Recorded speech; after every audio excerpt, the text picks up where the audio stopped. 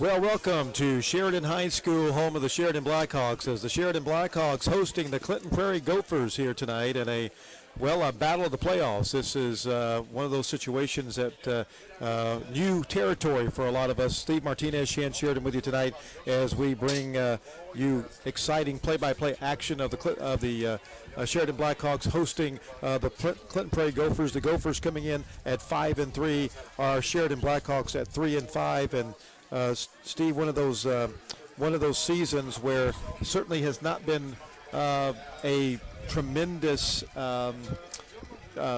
season for the Sheridan Blackhawks as far as wins and losses, but they're learning and they're growing. No, they certainly are. They come in 3-5 on the season, as you said, not where Coach Wright wants to be, not where any of the players want to be, but that's where it is. But you have to realize two things. Sheridan always plays a tough schedule. He likes to play schools up 2 or 3 classes if he can, in Sheridan being a Class A ball. And the second thing, he has a very young team, but that Coach Wright does not want excuses. He's been here over 50 years. We had a little celebration for that before, but he does not want excuses. He expects wins every time, go out and play the way the game's supposed to be. But we got a good game tonight with Clinton Prairie. As you said, the Hoosier Heartland Conference playoff game just for the Hoosier Heartland Conference. So something new, very excited about that. And then, of course, what also is considered by IHSAA last game of the regular season.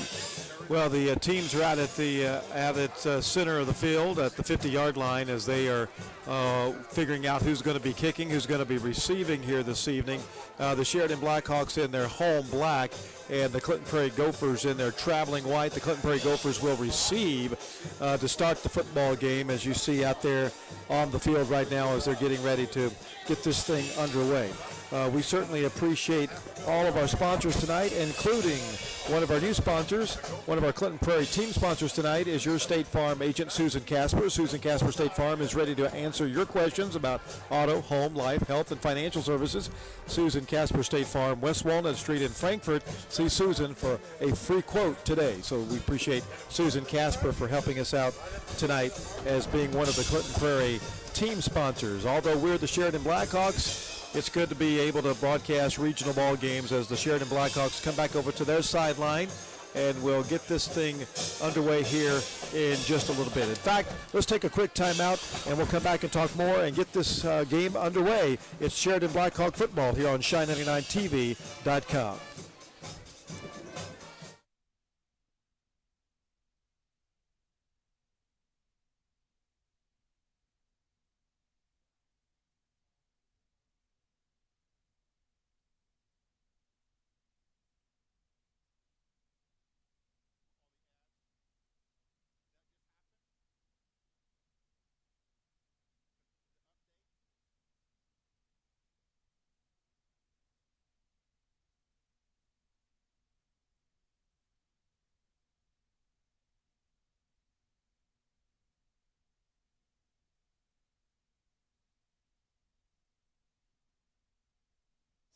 Well, welcome back here at Sheridan High School. And sorry for the technical difficulties. Apparently, we've lost all of our ads here tonight. We'll make those up throughout the ball game. The Sheridan Blackhawks will be kicking this one off.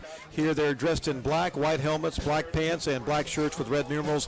The Clinton Prairie Gophers in white jerseys with black helmets, and here we go. It's a little squib kick that's going to be a low kick picked up by number 52 of the Clinton Prairie Gophers, and that is Zane Cook, who's picked it up. I remember last year Mr. Cook picked one up and was able to run it back for a little bit, but this time not much there. He gets back on the football. 11:55 just underway. The Clinton Prairie Gophers will take over at their own 24-yard line as we're just underway. And again, we apologize for some of the technical issues here this evening, and everything was working just fine, but apparently when we got off the air a little bit ago, that a couple things have been rearranged. Here's Chase Joseph, and he's going to toss the ball, and boy, that was almost very close to being a backward lateral, Steve. Well, he sent that over to Trevor Reese, swinging out on the left side. Reese had it in his hands, dropped it, and as you said, if it had been a backward pass, it would have been a live ball, but officials blew it incomplete. Well, and they're going into that hurry-up mode. Here's Joseph is going to throw one deep, and it's going to be overthrown, and that is Archer back there with him as the defender, and it's be overthrown around the 50-yard line. So 2 quick passes. Now it'll be 3rd down and 10 for the Clinton Prairie Gophers here, as the Gophers got my grandson Jonas and my grandson Gage here tonight helping us out, and may even have them running the camera here before it's all over here this evening. Maybe we'll get more. Maybe we'll get better situation with those guys running. Here's shotgun formation for Joseph. Back to throw. Looking, setting up a screen. It's going to be read well and dropped. Number 22, the ball carrier, that's Sam Schoonfeld, and Sam goes down behind the line of scrimmage. About loss of about 5. It'll be 4th and about 15. The ball back around the 19-yard line. So, boy, big defensive stand there by the Sheridan Blackhawks. Well, it certainly was, as they read that well. As you said, first completed pass for Joseph, but it happens to be negative yards. Well, the Blackhawks going to punt, the Gophers going to punt, and there's a nice punt that's going to hit at the 45 and bounce and take a prairie bounce and roll to about the 32-yard line. Great punt there for the Clinton Prairie Gophers, so the Sheridan Blackhawks will take over at their own 32-yard line. And Steve, again, the good field position continues to happen for the Blackhawks. The last couple of weeks we've had that. Right, we've always been, for the most part, outside the 20-yard line, closer to 30 and 40, so this is a great way to start. Coach Wright certainly very pleased with that, getting his first offensive series as they made the Gophers go 3 now. Well, we're going to see Lai come over here to the near side. It is going to be Chesney in the backfield. He'll shot in the shotgun formation. We've got, and he's going to hand the ball off right up the middle. That's Acevedo. That's Acevedo, number 22, and he's going to pick up a couple of yards. And it'll be 2nd down and about 7 after a 3-yard gain. Just underway here in the first quarter. Early game tonight. We're normally used to the 7:30 starts, but we started at 7 o'clock tonight if you're just joining in. As the Sheridan Blackhawks gave a heavy dose of run to Taylor last week with Chesney. And Chesney with the football, running the option to the near side, and is picking up good yardage over on the left side. And that is exactly what Chesney did last week, Steve. Just ran really hard over here on the left tackle. Well, he did. I think he ran. I wish I would have saved that stat from last week. I did, and I erased it. He ran for 409 yards last and week. 35 or 40 carries. Unbelievable. Yeah. Unbelievable. His legs had to be like rubber Saturday morning. 10 minutes to go here in the first quarter. No score. Here's Chesney, and he's going to run to the near side, and he breaks one tackle, and he's got the first down. And they will get it up to about the 45-yard line. Nice job there by Jacob Chesney, picking up the first down for the Blackhawks. 1st and 10, and the Blackhawks are running over here to the near side, and that's where they're going to, and Prairie might as well just get used to that, because that's exactly where Chesney is going to be running most of the night. He loves that left side. That line does a good job putting holes for him, and he will chew up that left side tonight. Well, it is, we've got Blackhawks in the shotgun. They're going to hand the ball to Acevedo, and Acevedo breaks a tackle at the 45. He's at the 50. He's at the 45, and he's got down to the 38-yard line. Nice job there by Acevedo. Good run on the right tackle. And that's exactly what Sheridan likes to do. You know, lull them in on that left side, let Chesney, and then they come back with that little counter tray, and that's Acevedo running for big yardage over on the right side. Yeah, he certainly does. He gets that defense cheating to this side, and next thing you know, Coach Wright sends it to the right side and picked up big yardage. Well, the Blackhawks continue to move the football and move it well. And here is Chesney going to keep the football, and he's going nowhere. Good job by the Gopher defense that time. And in on the tackle is number 3, Kristen Peters. Also number 22 in on the tackle, that's Sam Schoonfeld. Looking like we lost 2 yards maybe a yard on that one. And number 51, Cam Haynes, also in on the tackle. The Sheridan Blackhawks will break huddle, come to the near side, and number 22, that is KJ Acevedo coming over here. Well, no, he's in the backfield. They're going to hand it to him, and that is Acevedo picking up 3 or 4 yards off a right tackle. So it's now going to be 3rd down, and it's going to be about 3rd and 7. And definitely 4-down territory at the 36-yard line. We know Coach Wright will always go for it once he crosses that midfield and it becomes 4th. And now as long as it's not extremely long yardage. Yeah, well, the Blackhawks are going to definitely, you know, they're going to try to pick up 4 or 5 yards here on this, and then you're right, you go for it on 4th down. 8:10 to go in the first quarter, no score. Here's Chesney in the shotgun formation, going to hand it to Acevedo, and Acevedo's going to pick up good yardage, but will be shy of the first down. He's got to get to the 29, and he stopped at the 31. It'll be 4th down and about 2. Looked like about a 4-yard pickup for Acevedo, maybe 5. Well, Coach Bud Wright is going to call a timeout and talk about it, and I wish we could as well, but unfortunately I'm just going to give you a black screen, so we'll just keep it right here. It's unfortunate, but we'll talk about some of our fine sponsors like Price Heating and Cooling. You don't want to miss out on all the great folks that help us out broadcasting these ball games each and every week, like Price Heating and Cooling. Also, we've got one of my favorites. You could really say it. Oh yeah. Yeah. You take around that. Downtown Sheridan. Pick up your pizza over at Jen's Pizza. And in fact, it voted the best pizza of the Midwest just recently. So congratulations there. The Jen's Pizza over in Sheridan, downtown Sheridan, as the Blackhawk cheerleaders are throwing out the T-shirts. One of our Clinton Prairie team sponsors tonight is your State Farm agent, Susan Casper. Susan Casper State Farm is ready to answer your questions about auto, home, life, health, and financial services. Susan Casper State Farm, West Walnut Street in Frankfort. See Susan for a free quote today. And here's a big already 4th down here just here in the first quarter. Let's see if the Blackhawks can pick up the first down, and the Gophers trying to make a stand here. Here's Chesney going to hand the ball. No, he's going to keep it, and he's going to be very close to a first down. He's got it by about a yard, it looks like, Steve. I think you're exactly right. With that officials lined up, it is. Well, maybe they're going to measure. No, we got a man down. Well, yeah, let's see. That is, that's number 66. That is for Sheridan, and that is Whaley. That is not a good one to lose there. So we're going to take a timeout to mend to his injury there, and hopefully they can get Mr. Whaley back up. But boy, he was really wailing in pain, no pun intended. I mean, he was really hurting, Steve. He certainly is. The trainers tend to him as he still lays on his side, almost doubled over. So he's in great deal of pain. The officials did say yes, it is a first down. So once we resume play, our Blackhawks will have the ball 1st and 10 on the 29-yard line.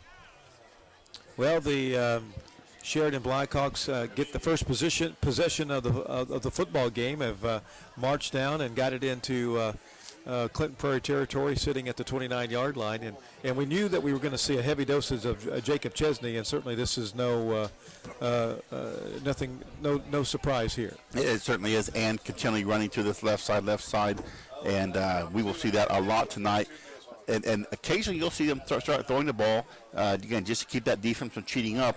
And if the receivers can get open, Chesney has no trouble finding them if they can get open. He has a very good arm, can get the ball there if they can get open. Well, that is that's exactly what we're hoping for. Here the Blackhawks are still in the huddle waiting to hear from Coach Bud Wright on what they're going to run on this first down play. Chesney and the Blackhawks coming out to the field after the little break there to take care of the injured player. 7:42 to go here in the first quarter.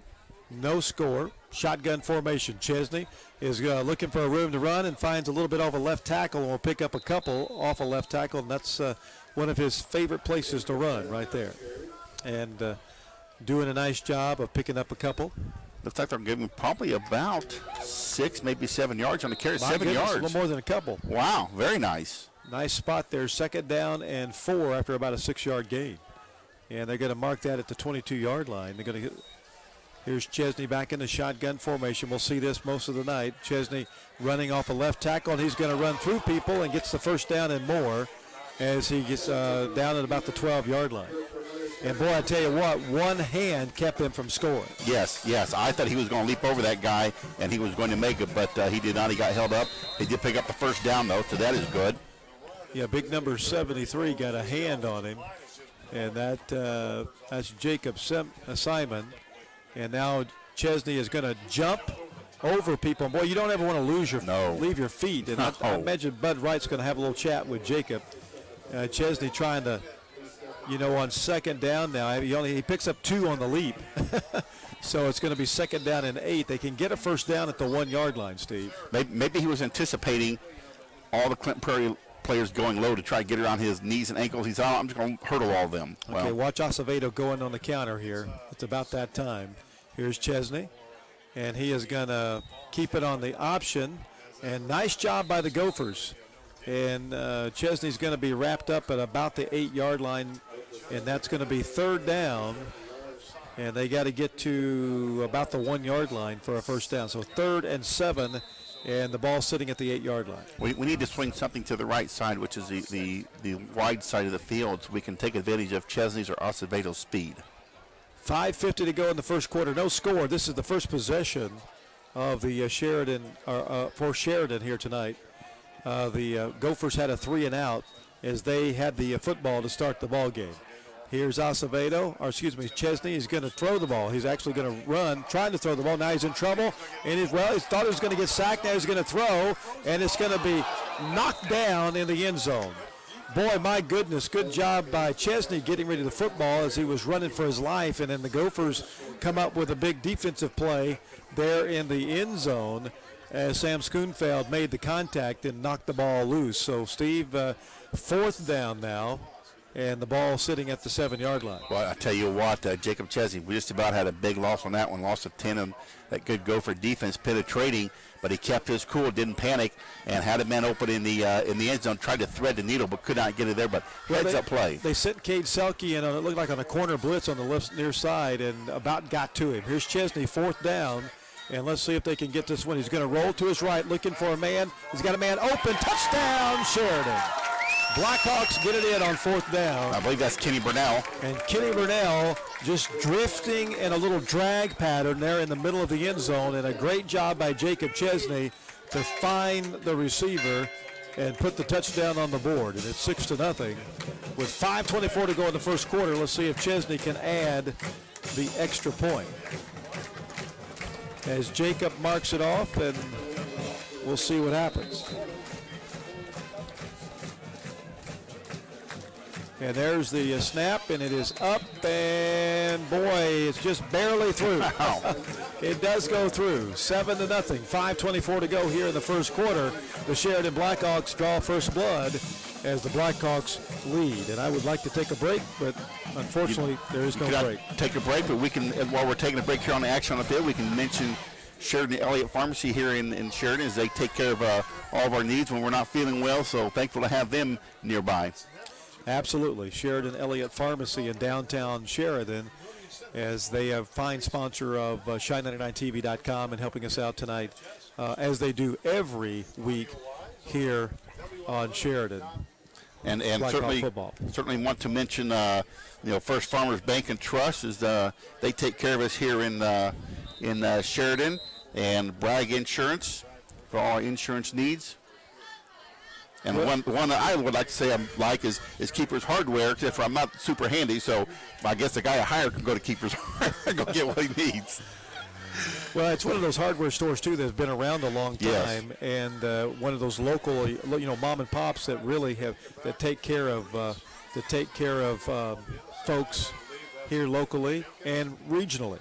And don't forget, our Clinton Prairie team sponsor tonight is State Farm agent Susan Casper in Frankfort. Susan, State Farm is ready to answer your questions from auto, home, life, health, and financial services. Susan Casper, State Farm, West Walnut Street in Frankfort. See Susan for a free quote today as the Blackhawks get ready to kick this one off, and it is another low-line drive that's going to be picked up and coming back over to the far side. That is Scott trying to get to the right side, and he's in trouble, and he's going to be dropped at about the 30-yard line.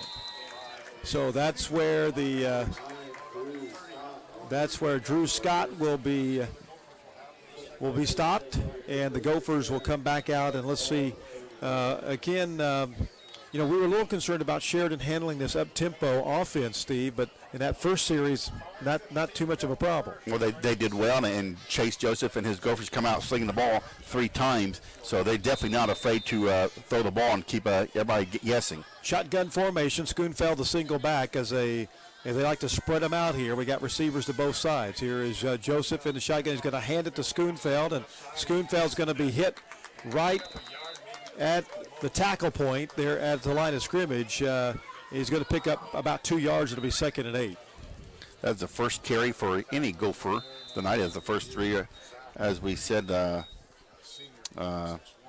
passed the first series of downs and went 3 and out. Grant Ream comes to the near side. We've got trips to the near side. We've got a single slot receiver. Now Schoonfeld's going to pick up big yardage, and boy, that was my goodness, that was a saving touchdown tackle there, Steve. Well, he did. He did a nice job. It looked like he was going to drop back and pass, and he did not. Yeah. And Callahan got a little bit of Schoonfeld's ankle, and that dropped him. 7-0, 4:43 to go in the first quarter. The Blackhawks lead. Picked up 15 yards on that carry.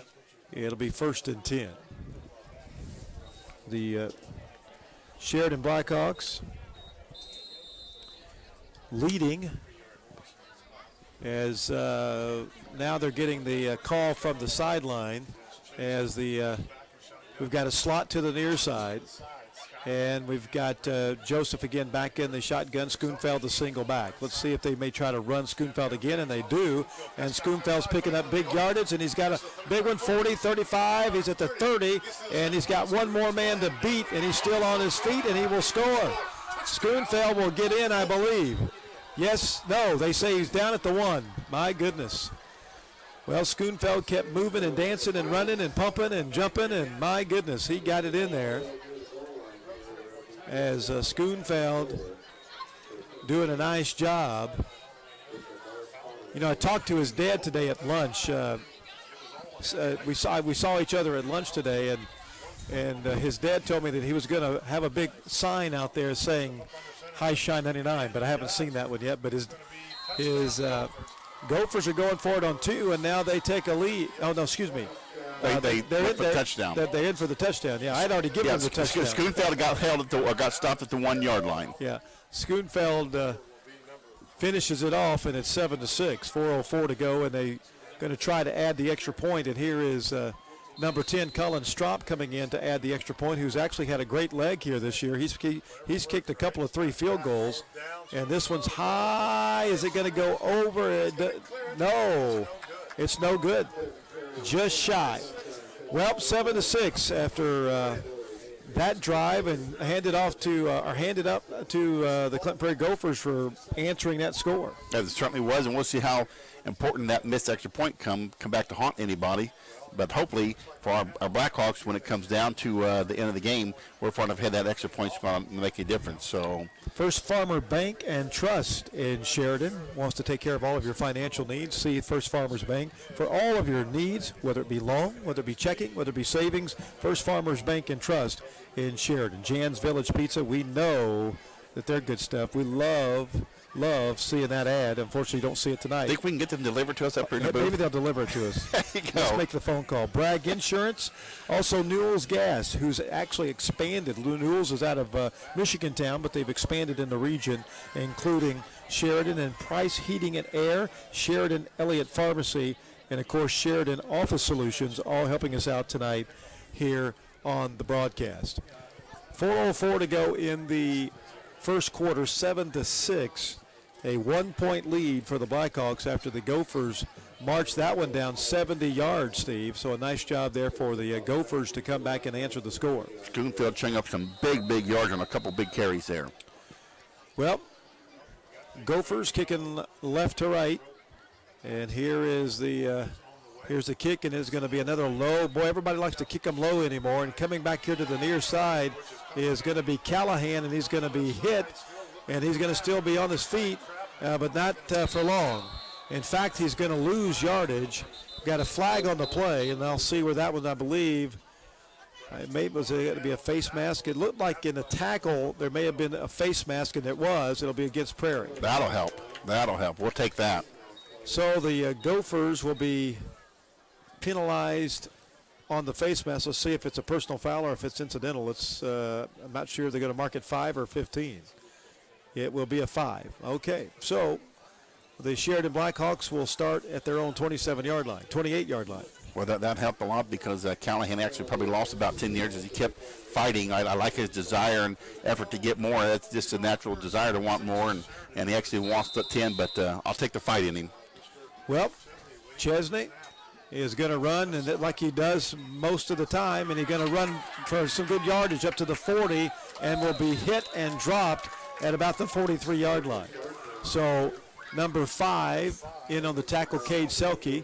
Nice job there by Cade Selke to come up and make the lick on Joseph, and it'll be a first down for the Sheridan Blackhawks. 14-yard carry for Mr. Chesney as he gets his fifth first down already as we're still in the first quarter, so quite impressive. The Sheridan Blackhawks lead 7-6. Here's Chesney in the shotgun, and he's going to run again to the near side looking for some room, and he's got 5, 10, up to about 12 yards on the carry. And just pounding, and number 81 in on the tackle that time. That is Alec Sherrick. So 12 yards on that pickup is we get the first down, as you said. 58 yards down in the first quarter alone for Mr. Chesney, averaging 7.3 yards a carry. Yeah, I mean, he had 400 and some yards last week, and starting to look like it may be another one of those kind of games this week.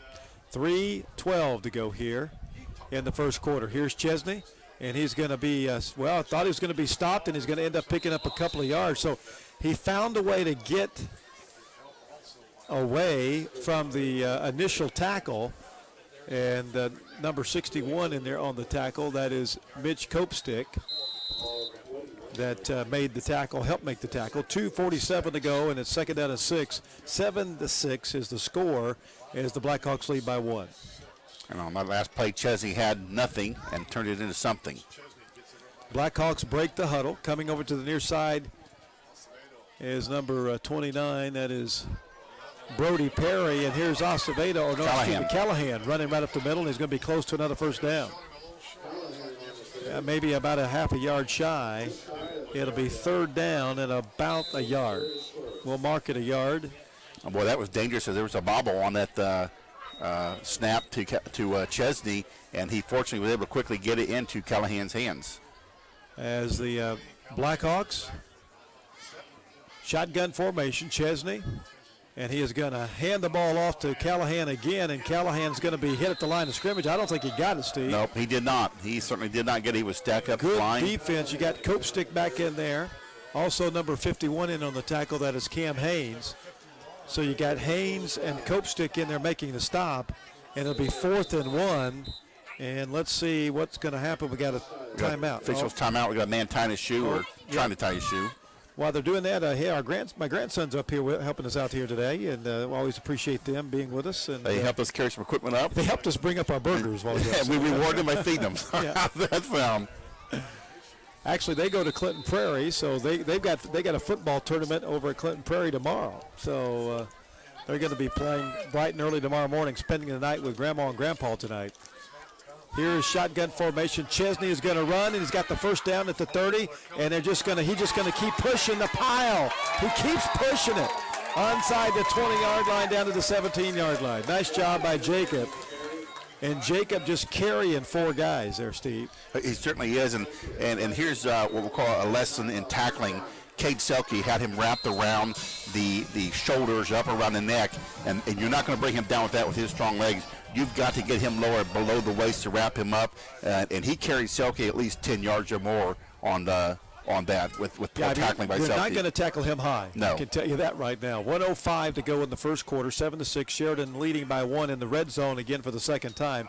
Here's Chesney. You're going to run to the right side this time, and he is going to pick up a yard or 2. As the first quarter really coming to an end. Boy, this has been a quick played game so far. Anytime you do 30 minutes or less in a corner, you know you're moving very quickly. Lai coming in from the sideline with the play. And more than likely, this will probably be the last play of the first quarter if we keep it on the ground. Yeah, barring a turnover, Lai splits to the far side, And you've got Chesney in the shotgun. And he calls for the football, hands it to Callahan. And no, he's going to keep it. And Chesney's going to get around the right side, and he's got very well. I think he's going to get the first down on the far side, Steve. Nice job by Chesney. Gets the first down, and it stops the clock while he goes out of bounds. So, boy, I wish I could have my binoculars. I could see that number who set up that block on the wideout out there for the Sheridan. He allowed him to pick up 5 more yards and turn that corner, and just a nice block. Well, the Blackhawks, with 20 seconds to go in the first quarter, will have first and goal now at the 6-yard line. Here is Chesney looking over the defense. Defense, they're coming up to the line. They know they got to stop Chesney, and Chesney, is he in? Is he in? Touchdown, Blackhawks. Well, he was knocked down around the 2-yard line, and he was able to dive forward and get it into the end zone. Nice job by Jacob to get the score. Well, that young man's legs must be like tree trunks or something. The way he just keeps on driving and driving, it simply amazes me. He has no quit. Well, the Blackhawks. Well, Chesney and the Blackhawks will try to add the extra point, as he's just run it in for the touchdown. And this could be very much of a night of extra points. And it's blocked. And nice job. Schoonfeld got a hand on it. I'm not too sure who else did, but it's 13-6, so that's another big special teams play, this time by the Gophers, to get this thing within a touchdown. So nice job there by Sam Schoonfeld. Very impressive. One of the Clinton Prairie team sponsors tonight is your State Farm agent, Susan Casper. Susan Casper State Farm is ready to answer your questions about auto, home, life, health, and financial services. Susan Casper State Farm, West Walnut Street in Frankfort. See Susan today for a free quote. And speaking of financial services, you got First Farmers Bank over here at Sheridan, First Farmers Bank and Trust, and you got the Farmers Bank also in Sheridan and in downtown Frankfort, Indiana, where the headquarters are. They're in Hamilton County, over here in Sheridan, also over in Clinton County and in Boone County, Farmers Bank. The community bank over in Frankfort, it's our bank for life. 14 seconds, I should say, to go here in the first quarter, 13-6. And we knew this was going to be a good one, Steve, and so far we have not been let down. What it has been is we've seen a lot of scoring already and a lot of big plays by both teams. It's going to be a dogfight to the end until somebody finally gets tired and says, I can't go anymore. Well, here is a low kick. It's going to bounce around on the ground. It's going to be picked up again by Scott, and he's going to get around to the 35 to the 30, or 25 to the 30, to the 35 over to the 40, and a nice job there by Scott to pick up some good yardage. And boy, we thought that the last play of the quarter was going to happen about 5 plays ago, but there's still 5 seconds to go in the first quarter. Exactly right. We'll get at least one more play unless they decide to pass it. Best field position so far for an offensive series to start for the Gophers, as they're about the 42-yard line. Well, we got now trips to the near side, and Joseph again in the shotgun formation. Let's see if we get more of a dosage of Sam Schoonfeld, and they're going to hand it to him again. And Sheridan Blackhawks this time wrap him up at the line of scrimmage. And that will be the end of the first quarter. Well, we've played one. The Sheridan Blackhawks lead 13-6. It's a touchdown lead for the Sheridan Blackhawks. It is Blackhawk football here on Shine99TV.com. I keep waiting for you to go to commercial. Well, I know. Go to the commercial. So unfortunately, with this cool air coming in the booth now, because we have our window open for the camera to see, the one sponsor we need to be looking at is Price Heating and Air, because that cold air, your furnace will come on soon. Now's a good time to get a checkup on that furnace. Absolutely.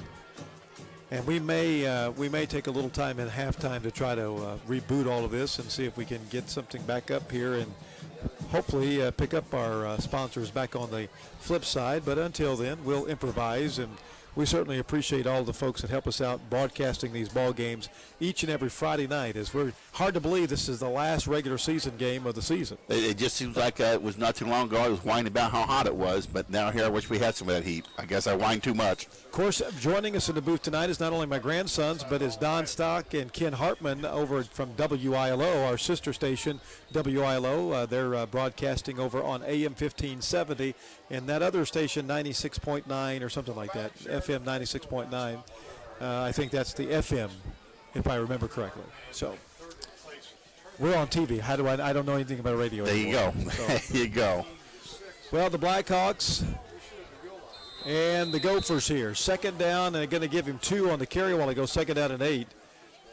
And Joseph in the shotgun are going to hand it again to Schoonfeld, and he's going to be hit and dropped. And he's going to get back to the line of scrimmage, and that's about it. That is about it. He got 2 the last carry, the end of the first quarter. Back to the line of scrimmage, make it third and about 7 or 8. Well, the Blackhawks, you got Joe Callahan in there on the tackle. And you got number 3 also in the tackle, Robert Burnell. And let's see what they're going to do now with third and long. Let's see if the Gophers try to throw the ball this time on third and long. Here is Joseph back to throw. Looking, and he's going to throw. It's going to be short, well short of the intended receiver, which was Trevor Reese. And so it'll be the Blackhawks will be forced to punt, and it will be 4th and 8. Well, I'll tell you what, if Clinton Prairie starts becoming one-dimensional and giving the ball only to Sam Schoonfeld, that will not be a good situation for Prairie. No, that Sheridan defense will figure that out in a hurry. Well, here's a Trevor Reese to punt, and it is a high end-over-end punt that's going to go. It's going to be, it's been picked up by Sheridan, but it hit a Blackhawk, and Sheridan is going to have to pick it up, and by goodness, what? Lucky break there. Who is that? That's Acevedo, I believe. That was Acevedo. Looks like Acevedo doing a nice job with the hands team because he was able to grab the football after it hit him. So nice job there. Or was that? No, that was Brody Perry. That's Perry, number 29. Brody nice Perry. Job. Heads up play there. Hey, that could have been disastrous for the I'm not sure if it hit him or a different Blackhawk, but it bounced into his chest, and he didn't panic a hell of a ball and it fell to the ground. So lucky break there. Lai comes to the near side. Shotgun formation for Chesney. Let's see if we get more of Jacob Chesney running the football, and we will. He's going to come to the right side this time, and he's going to cut back to the left, and we'll be picking up 3-4 yards. You know, last week Chesney ran for over 400 yards, Steve, and you just knew that tonight we were going to get a heavy dose of him again. Oh, without a doubt. They've learned that he can be the reliable go-to guy, and that offensive line does a very good job of making some holes for him, and he'll pick up anywhere from 3, 4, 5 yards to 15 yards on a carry. Well, they're going to give him 4 yards. It'll be 2nd and 6, the ball at the 37-yard line. So the Sheridan Blackhawks at good field position after the punt. Chesney. And, boy, look at all the guys up front. I mean, they are just stacking the box, and they're going to hand it right up the middle to Callahan. And Callahan's got some, knows that Acevedo. No, that's Burnell. Burnell running the football, and he's out to the 15-yard line. Right up the middle between the tackles, number 24. Kenny Burnell. And we've said, hey, we've said all along this year, you got to keep an eye on that young man because he can run the ball. And all the way down to the 14-yard line goes Kenny Burnell, and it'll be 1st and 10 at the 14. 48-yard carry for Mr. Burnell. Pretty impressive. Yep, right between the tackles. You know, it's kind of a setup. It's a setup situation. And here is Chesney running off a left tackle, and he just runs into a big white wall over there. Number 52, that is Zane Cook making the tackle on the far side.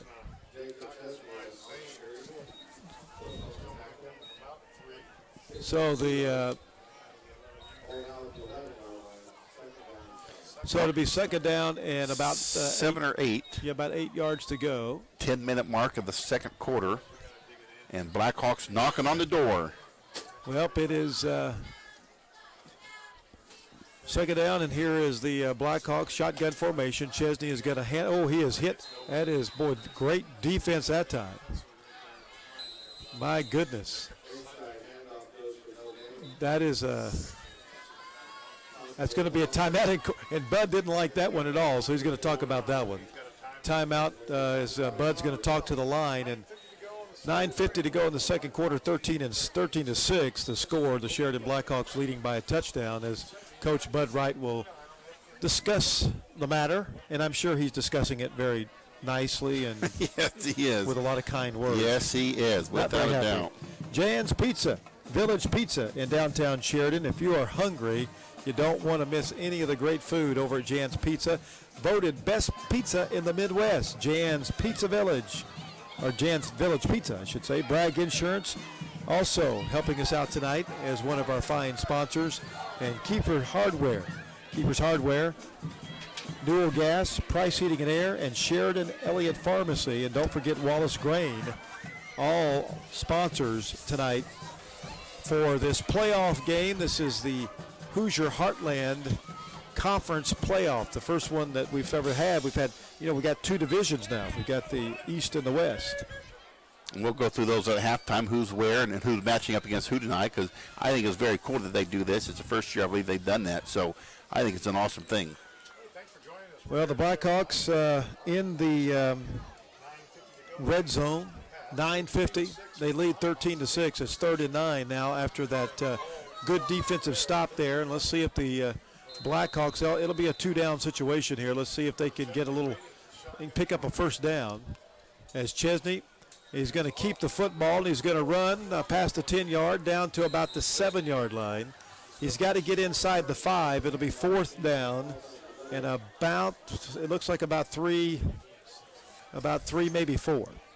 So 4th down and a long 3. So the Gophers trying to dig in on defense, and this would be a big stop for the Clinton Prairie Gophers. Would be a big stop, and if we can at least get the first down or the touchdown, it'd be nice to go up 2 scores on the Gophers.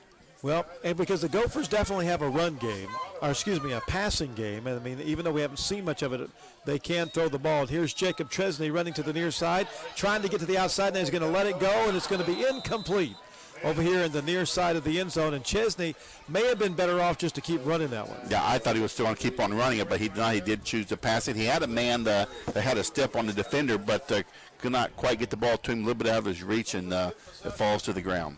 Well, they stop them on turnover on downs, and let's see. I have a feeling we're going to get another heavy dose of Sam Schoonfeld. Oh, I think you're right. This is the worst field position the Gophers had to start yet on offense, as they're deep in their territory on the 8-yard line. We'd like to see a good defensive stand of 3 and out for our Blackhawks if we could. Well, the Gophers back in the shotgun formation. That's Chase Joseph back there as quarterback, and he's going to hand the ball off to Schoonfeld, and Schoonfeld's going to be hit about the line of scrimmage and maybe pick up 2 on his forward progress, and they're going to give him about 2. It'll be 2nd down and 8. So Chesney in on the tackle, also Burnell on the tackle. 8:40 to go in the first half, and it is 13-6. The Sheridan Blackhawks leading by a touchdown. As the Clinton Prairie Gophers back in the shotgun again. Joseph back to throw. Rolls to his right, and he's got a man open down the middle of the field. It's going to be caught by Selke, and he breaks the tackle, and he's gone. He will score about 94 yards on the touchdown. Mike, 92 yards on the touchdown. I'll give him 90 yards. Ball's on the 10, wasn't it? On 10, so yes. It's 13-12. And let's see if now the Gophers can tie. So how costly was that 4th down that they didn't get? Yes, that it was. Like a 14-point swing. Well, we said the Gophers could throw the ball. And that was certainly the case there, as it looks like that Clinton Prairie is going to go for 2. And the defender was there for Sheridan, had him wrapped up but could not hang on to him. And he let him get away and scamper for that touchdown. Well, it was a great catch by Selke. He had to come back for the football, and so now that is Chase Joseph back in shotgun formation, looking. He's going to throw it. It's going to be no good. Well, he had a man over there, I believe that was Jenkins, and Jenkins cannot come up with the football, and it'll be 13-12. And an exciting play there, 90-yard scoring touchdown pass for the Clinton Prairie Gophers. Well, you got to see, you got to go back, Steve, to that scenario where it's 4th down, and I think if Chesney would have just ran the ball, we'd have been better off. I think we'd have got the first down. Yeah, I think you're right, because we could have got a first down without getting the touchdown, and he was wide open. You and I both thought he would get there, but he chose not to, and it became an incomplete pass. So that certainly did hurt, as allowed a big play for the Gophers to turn around and get their offense on the field. Well, the Blackhawks will receive after the touchdown, and Clinton Prairie will kick it from right to left. And that is number 10. Colin Strop will be kicking for the Clinton Prairie Gophers. Well, as we like to always say, it's time to answer the call. When the opposing team gets a touchdown, you need to answer and get yours back. So. And speaking of call, if you need, phone service, you need copier service, you need printing service, you need any kind of office equipment, it's Sheridan Office Solutions. They'll take good care of you in Sheridan Office Solutions. As Colin Strop waiting for the referee to give him the go-ahead to kick the football. And I'd imagine it's going to be another one of those low line drive, squib, flipping, ripping kicks on the ground. And let's see what happens. As Colin Strop back to kick this one. 13-12, a 1-point advantage for the Blackhawks. Here is the kick, and it's another end-over-end kick, and it's on the ground. They better get to it, and they do. So, again, Callahan doing a nice job coming up with the football. Good field position for Sheridan, but nobody returning the kick. That run started about the 35-yard line, so that's very nice. And it was kicked kind of like what I call a line drive, a spinning line drive. It bounced off his chest, but he had the sense not to panic and hit the ground with the ball. Well, the Sheridan Blackhawks, Cummings will come in with a play from the from the sideline, as Coach Bud Wright trying to pick up his 4th win of the season here this year, and picking up here tonight. 8:09 to go in the second quarter. It's 13-12 Sheridan. Here's Chesney going to hand the ball. No, is he keeping it? Let's see. The pile is moving but the ball carrier's been knocked back around the line of scrimmage. I believe that was Chesney that kept the football. And it was. Chesney did keep the ball, and he got about a 2-yard gain on that one. Well, there was a lot of people following. It looked like Callahan, but Chesney had the football. And I'll tell you what, that line just kept on driving. The line kept driving, moving the pile. Unfortunately, Chesney was still back about 2 or 3 yards behind him on the ground. Well, 2nd down and 8, 7:35 to go here in the second quarter. Here is Chesney. High snap, he's going to run it, and he's going to get hit. Good job defensively by Prairie, and they're going to stop him there over on the right side, or the left side. Well, I'll tell you what, this would be a good time for us to throw the ball with the way the safeties and the corners come and cheat up on the Blackhawks and really just pack the box. If we could get somebody out open and get the ball to them. Oh, now we got a timeout. Well, Coach Bud Wright, 3rd and 7, not happy about that. So Coach Bud Wright going to talk things over as he'll bring the kids over, and we don't want to see a 4th and long. We'd like to see him pick this one up. 3rd and 7, and this is not really where Sheridan likes to be. They don't like to be in 3rd and long. They like to be in that 3rd and short, 2nd and short, and do a pretty good job normally with that, as Coach Bud Wright telling the kids. And I tell you, I've been impressed with the line play for the most part tonight. Yes, very good job line moving the pile. And this may not be pour down territory for our Blackhawks, as we are on the other side of the 50, sitting at the 37. If it becomes 4th and long, if we don't get something big here, because our punting unit come out for the first time tonight. Don't forget, for all your financial needs, you want to see First Farmers Bank and Trust in Sheridan. They'll take care of all of your savings, your loan, your checking, whatever your need may be. It's First Farmers Bank and Trust.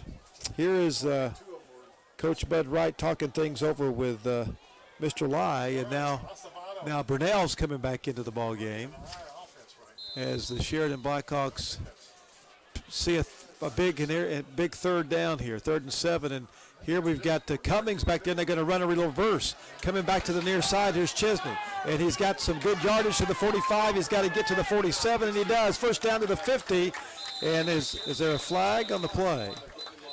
I believe we got a flag on the play. And that's and we got Chesney down, and that is not good. Oh boy. And he's coming over limping. He's going to run back over here to the near side. Oh boy, that's a tough one. So what was it? I didn't see what the penalty was. I was watching Chesney walk off. Let me go to the monitor here. It looked like a face mask. Looked like a face mask against. Face mask against Clinton Prairie. It's an incidental face mask. So it's only 5 yards, but that'll help. But it'll be a first down for the Blackhawks at the Clinton Prairie 45-yard line. And Jacob Chesney over here, they're working on his leg, and now I imagine you're going to see Cummings. Let's see if they got Gunnar Williams. Yes, Gunnar Williams underneath center, number 16. The Williams is going to hit. Oh, the ball's on the ground. My goodness. Well, it's Zane Cook going to pick up the fumble, and the Gophers are going to have the football, and Chesney coming back out on the. That's a good thing. Chesney's coming back on the football field. Wow. But my goodness, what a bad turnover for the Blackhawks. Well, we'll keep an eye on Chesney, see how he moves on the field. I'm kind of nervous bringing him back on defense, but he's ready to go apparently. Well, Joseph back in shotgun. They're going to give it to Schoonfeld, and he's in trouble, and he will be dropped for about a 2-yard loss. Well, I think, you're going to see Clinton Prairie try to mix that up and give him a little Schoonfeld and then come back and throw the ball, because we know they can throw the ball. But let's see if the Blackhawks can play some good defense in the secondary. 6:10 to go in the first half. It is 13-12. Sheridan leads by 1. And we've got folks moving all over the place. Scott over here. They got a Trunch over here to the near side. Trips, and now we're going to get a pitch over here to Schoonfeld, and he is going to go down and will be losing yards again. And a great job there by big number 78. Great job there on the right side, coming over Zach Reed, picking Schoonfeld out. That's about a 6-yard loss for Schoonfeld. It'll now make it 3rd and 16, so certainly looking for Chase Joseph and company to go to the air. Well, it's 3rd and 17, and you got to be paying attention if you're the Sheridan secondary. No more of that long pass stuff. Here is Chase Joseph in the shotgun formation. He takes the snap, back to throw, and he's got a man over on the far side. Cade Selke, and is picked up at about the 50-yard line, 48-yard line, maybe shy of the first down. And I'm not too sure, are the Gophers within, they may be in a situation of going for it here. They pick up about 11. So let's see. Looks like they're going to play field position and try to punt the ball. Trevor Reese. Now you got to be careful because Reese can run the ball. As Reese back to punt, and it is going to be a low punt, and boy, it almost hit somebody. It almost hit another Sheridan player again. Dodges, playing some dodgeball over there, Steve. Yeah, it certainly did. We got lucky. Didn't hit somebody as last time, and become a live ball for anybody to pick up. So now we're going to see if Jacob Chesney is back in, and we're going to see some action from him, or if we'll have somebody else behind calling the signals. Well, we'll see what the Blackhawks can do. And if he is back there, how mobile is he? Does he run as well as he did before the injury? 5:04 to go here in the first half, and the Blackhawks break the huddle. Coming to the near side is looks like Cummings over here. Is Blackhawks lead by 1. Here is handoff, and coming to the near side, is that Acevedo? I believe it is. He's running like a madman up to the 35, to the 40, just shy of the 40-yard line. Nice job, nice run by Acevedo. So big first down, and boy, the Blackhawks would love nothing more to score because they get the ball in the second half, Steve. To start Exactly right, and pick up about 15 yards on that carry, so that was big help. And with chunky yards like that, we can quickly. I was concerned with 5 minutes ago on the clock before halftime. How quickly can we score? But if we can get 10 at a time, we'll be good to go. Well, Chesney running out of the eye, and here he's going to hand the ball on. Acevedo is going to pick up maybe a yard or two. And it'll be second down. Looks like they'll give him about 3 yards. Oh, maybe even 4 yards on that one. So we'll be generous and give him 4 yards also. Jacob Carnett on the tackle for the Clinton Prairie Gophers. They're going to give him 4. It'll be 2nd and 6. It's Burnell coming into the ball game. Lie there coming in the ball game. Burnell already checked in. 2nd and 6. The ball at the 41-yard line. Well, 13-12. Chesney underneath center. He's going to hand the ball off, and boy, that is right up the middle, picking up some good yardage, and that is going to be close to a first down, about a yard shy. That's a big Hardwood. The big man, our Hardwood, carried that one. Picking about 247-pound fullback. 5 or 6 yards on the carry. It'll be 3rd and about a yard. And we'll see. This is where Chesney's specialty comes in. Callahan checking in as Hardwood came out, who just carried the football, just checked out. And Chesney's always going to be dropped behind the line. Wow. Well, good job there by the Prairie defense. Stopped Chesney, and Chesney is, you can tell, he is not quite where he wants to be physically. It'll be 4th and a long 2, and I believe the Sheridan Blackhawks are going to punt the football. We're going to try to flip the field and play field position, which necessarily isn't a bad thing because our defense has been doing well. Well, Gophers doing a nice job digging on defense. It looks like Reese is back deep for the punt, and here is the kick, and it is a rolling kick coming, going to be bounced at about the 25, and it will roll to about the 22-yard line and be downed there by Sheridan. And the Gophers will have it with 2:38 to go here in the first half. 13-12, Sheridan Blackhawks leading by 1. For your insurance needs, one of Clinton Prairie team sponsors can help you out tonight. Your State Farm agent, Susan Casper. Susan Casper, State Farm, is ready to answer your questions about auto, home, life, health, and financial services. Susan Casper, State Farm, West Walnut Street in Frankfort. See Susan for a free quote today. Here is the Chase Joseph in the shotgun formation. 2:38 to go here in the first half. Back there, he's going to hand it to Schoonfeld, and Schoonfeld looking for room. And boy, I tell you what, the Blackhawks have done a great job of stopping that. I mean, Schoonfeld has a couple of big runs earlier, but boy, none of that since that last big run that Schoonfeld had. And we've talked all year long about how much the Gophers like to throw the ball throughout the season. I'm surprised they're not throwing any more than they have been tonight.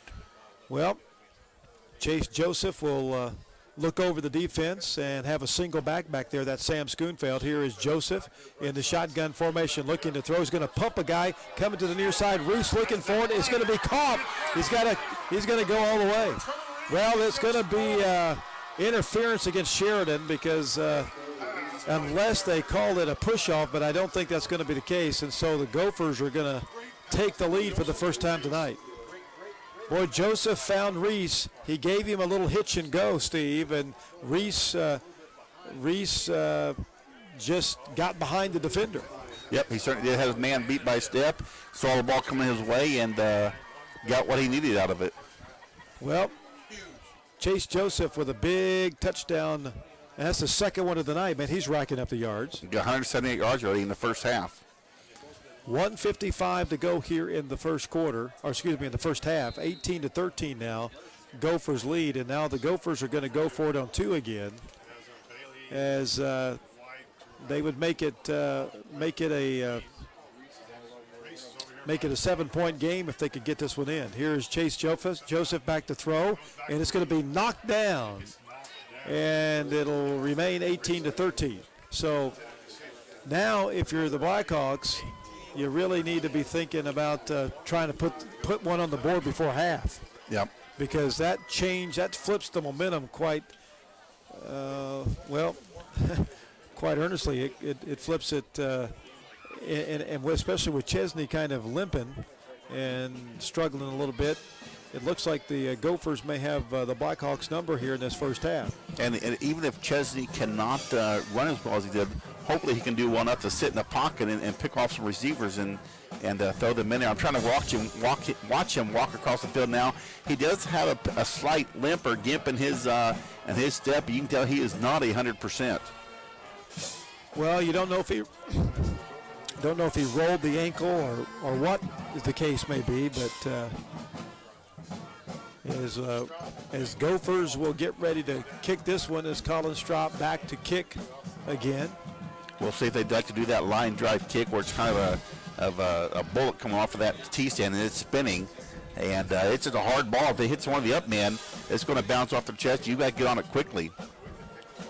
Well, the Clinton Prairie Gophers leading 18-13 for the first time tonight with 1:55 to go. Here's Colin Strop kicking it end over end. It's going to be a short kick, and it's going to be picked up and ran back to about the 40. So good field position again for the Sheridan Blackhawks. But you know, the Gophers or the Blackhawks, they don't throw the ball very often. So you got 1:51 to go. You got to pick up some big chunks of yardage on the ground. Yes, we've got to get 10 yards at a time to get the clock stopped and move a whole lot in a hurry. But we're starting at the 43, so we'll certainly take that at 42. But we usually, our drives take a long time, chew up a lot of yards, chew up a lot of clock. We need something very quickly tonight, or this first half. Well, let's see. Blackhawks will send a man over here to the near side. Joseph now will send a slot to the near side. That's Brunell.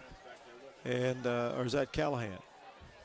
Here is Joseph looking to throw, and now he's going to get hit, and he will be dropped. Well, that was a really a coverage sack because Joseph had Chesney had no one to throw it to, and he gets hit back around the 35-yard line, and it'll be second down and about 17 now. He lost about 7 yards on that one. And I don't understand. I think I think he got time to, with 1:51 to go. I think he had some time, even though he had no timeouts. I think he still had some time to run the ball. But unfortunately now you really want to run the clock out because you don't want to give Prairie the ball here before half again. I think it's time to, because Gophers I think have 2 timeouts, and now we got to delay a game because they cannot. So this is going to be a situation if you're Sheridan, you just want to get to half, regroup, get things figured out, and come back out here in the second half. Yes, I definitely agree. Let's get to halftime and not let them get any more points on the board. And I'm okay. You said just let's run the clock out and see what happens. Well, I would imagine the Gophers, why? Call timeout. Gophers timeout. I don't know why you would call timeout now. I would have called timeout when the clock was running a while ago. So, okay. Well, it's 18-13. 1:03 to go in the first half. The Gophers now leading the Blackhawks here in this Hoosier Heartland Conference playoff game. First Farmer Bank and Trust, Jan's Village Pizza, and Bragg Insurance helping us tonight. Bring you this Hoosier Heartland playoff game against the Sheridan Blackhawks and the Clinton Prairie Gophers. And it's been a good one so far, Steve. It certainly has been. Certainly has been everything we thought it would be. And we're concerned about the Chesney injury and what it will or will not do for our Blackhawks. But we're certainly not out of this. But we have a good stable of running backs back that we can hand to.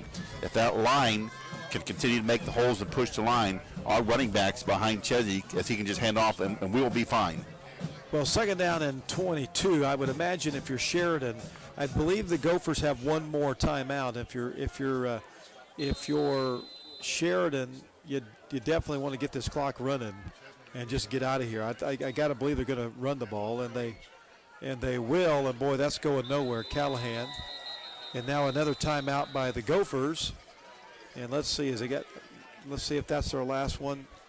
I believe the Gophers called one earlier on, but maybe not. They may have 3. So 57 seconds to go here in the first half. And really one of those scenarios that that if you give the Prairie Gophers back the ball with their ability to throw the ball, and you get down 2 scores, it may be tough for the Blackhawks. Oh, definitely. They can throw. They can score in one play. We've seen 2 passes. I think one of 90 yards and one of 77 yards that went for touchdowns. So all they need is about 2 seconds on the clock and enough time to snap it, and they can easily score. So, but hopefully, Coach Wright's saying, if when we get to that point, if we do, let's drop back an extra guy and help that coverage. Well, we appreciate Wallace Grain tonight for all their help throughout the year of bringing us Sheridan football. And we have one more game next week. Well, we may have more than one game, but we have at least our first playoff game of the sectionals start next week. Don't miss that. We already know who we're going to be playing. We're going to be hosting South Putman, right? We're back here at Sheridan holding South Putman. And we'll talk about that more at halftime. 3rd down, shotgun formation for Chesney, and he is going to roll to the near side, looking to throw. He's going to run. He's got it to 40, 35 up to the 40, and the ball is down as he is hit. And boy, Prairie has got one more timeout. I thought they only had 2, but they must have had 3, and that's going to be tough news for the Sheridan Blackhawks. Well, I tell you what, the good thing is, I watched Chesney run on that play, and I thought he did okay. Didn't see any limp in his gait as he was he may not have been at full speed, but he picked up 10 yards, and I was okay with that. Well, 18-13 the score. The Gophers leading the Blackhawks. Trevor Reese back deep over here on the right side of the football field, and that's Jacob Chesney back deep to punt. And here is Chesney going to take his time, and he's got a nice high spiraling punt. And Trevor Reese has got it at the 35, at the 40, 45, and good yardage at the midfield. So the Gophers, and you can see the Gophers' momentum. The momentum is completely set. There's a little confidence now for the Gophers. Total different shift in confidence level compared to the first quarter, Steve. Oh, definitely. Well, that is true. And once you get on the plus side of that scoring where you're now take on the lead, and it gives you a little more breathing room, a little more, as you said, more confidence, and they've got the mojo going with them. But now it's time for the Sheridan defense to shut down this passing game. 38 seconds to go here in the first half, and now you've got, like you said, you've got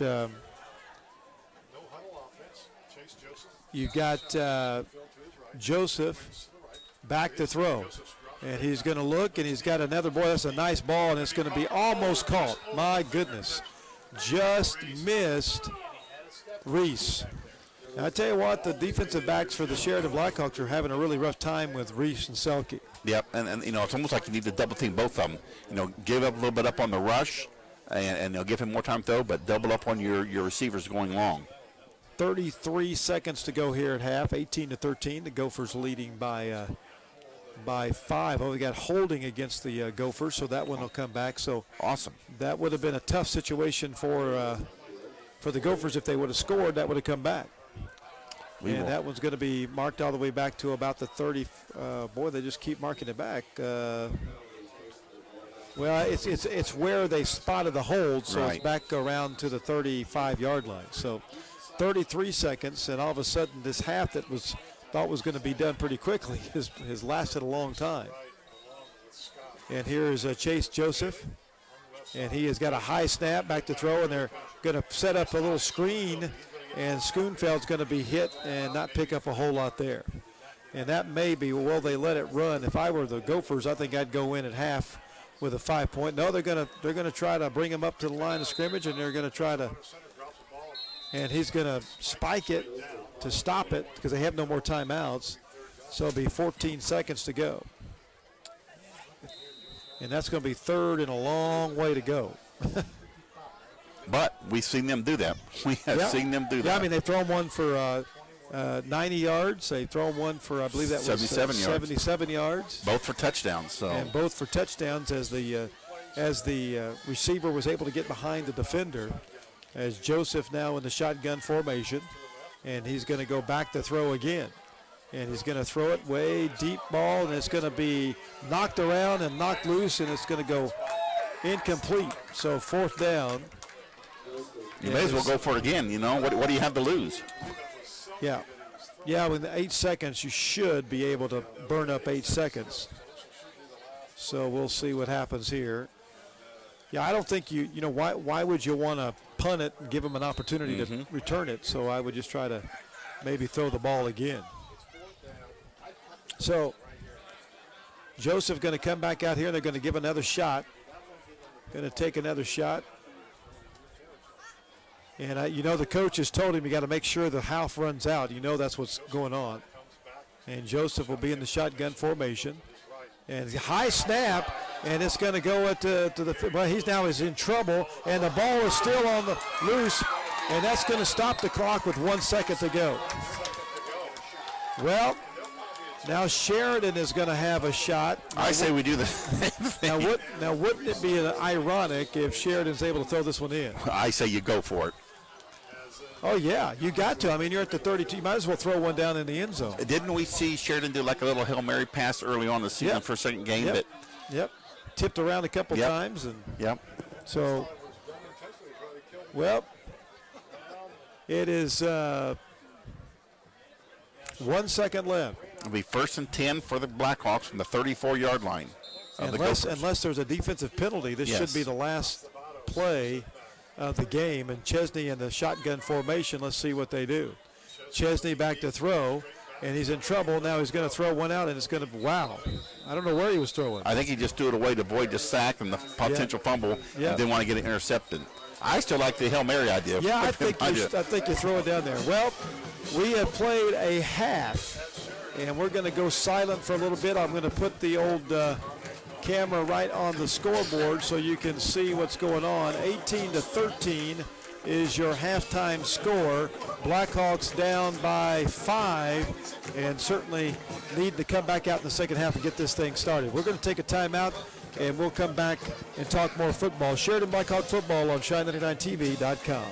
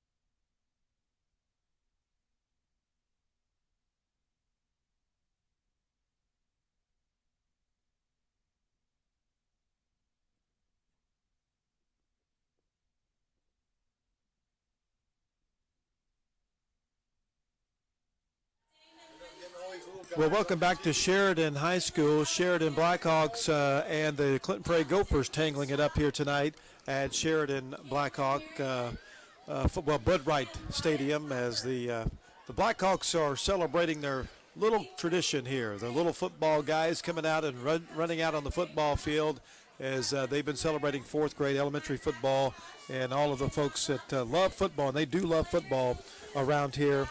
And I think you're giving me a candy bar that says rebellious. Is that are you saying that that's me? No. Okay. No. That's what they gave me at the concession stand. All right. Well, I gave my grandkids some money to go get us some stuff. But so, anyway, Sheridan and Clinton Prairie here tonight. The Gophers coming out on the top here in the first half and really doing it through the air. It's been a tale of two games. I mean, it's Sheridan on the ground and Prairie on the in the air, and it's unfortunately the air raid is winning and leading. The air raid is leading right now over the Blackhawks 18-13. Steve, let's talk a little bit about stats. All right, let's go ahead and start with the visiting Clinton Prairie Gophers tonight. On the ground, team rushing for the Gophers, 10 of 69, 10 carries, 69 yards, and 1 touchdown for rushing. All those carries by Sam Schoonfield. He has the 10 carries, 69 yards, and he has the lone touchdown, averaging 6.9 yards a carry.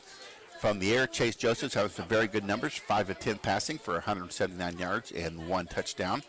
And on the receiving end of those Joseph passes are leading the way, Cade Selke, 2 receptions, 101 yards and 1 touchdown. He's followed by Trevor Reese, 1 reception for 77 yards and 1 touchdown. And Sam Schoonfield has 2 receptions for 1 yard. Moving penalties for the Gophers in the first half, they had 3 penalties for 20 yards. They had 2 first downs as a team, and they fumbled the ball 1 time, and they lost that fumble. Moving to our Blackhawks in the first half, team rushing 33 carries, 218 yards, and 1 touchdown, averaging 6.6 yards a carry. Leading the way rushing is the quarterback Jacob Chesney with 21 carries, 114 yards, and 1 touchdown, averaging 5.4 yards a carry. He's followed by Kenny Burnell, 1 carry for 48 yards. KJ Acevedo has 7 carries for 47 yards, averaging 6.7 yards a carry. Joe Callahan has 2 carries for 5 yards. From the air, passing, Jacob Chesney, 1 of 3 passing for 7 yards and 1 touchdown. And that lone reception going to Kenny Burnell for the 7 yards and the touchdown. Good job by our Gophers, or by our Blackhawks in the first half penalties. Only 1 penalty for 5 yards. Had 11 first downs as a team. And they, too, also fumbled the ball 1 time and lost it. That is your halftime stats. All right, thank you, Steve. As the little guys is continuing to get rewarded out on the football field, we got a lot of them down here in front, right here on the track in front of the stands, and a lot of young Sheridan football players right in front of us, Steve. Good to see, and a lot more football to come here for the future of Sheridan football. Well, 4:16. I should say we got about 4:15 to go before we get ready to get this second half underway. The Sheridan Blackhawks are down 18-13. The Clinton Prairie Gophers leading here at Sheridan. We're going to take another timeout, and we will be back in just a bit. We appreciate all of our sponsors here tonight, like Wallace Grain, also Sheridan Elliott Pharmacies here in Sheridan, Indiana.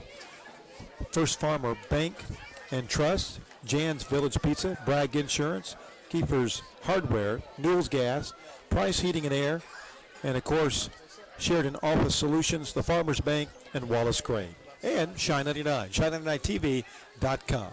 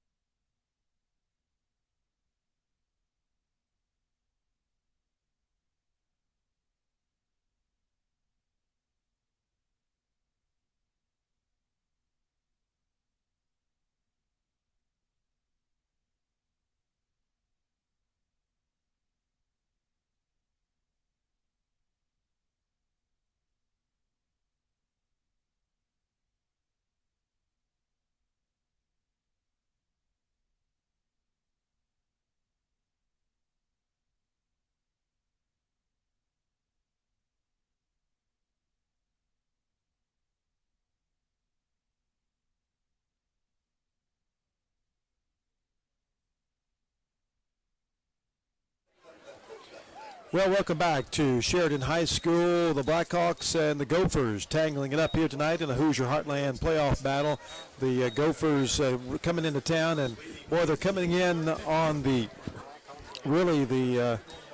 power of Chase Joseph's arm. A 77-yard touchdown and a 91-yard touchdown pass tonight. One to Trevor Reese, one to Cade Selke, as the Gophers lead 18-13, and the Gophers will be kicking off to start the second half, Steve, and really we'll see what the Blackhawks are made of here tonight in this first, I think, the first drive of the first possession of the second half. Well, I think you're exactly right, and one of the keys that we've talked about before halftime was Jacob Chesney got hurt on a play, and he left for a couple plays, came back. We thought he might be limping.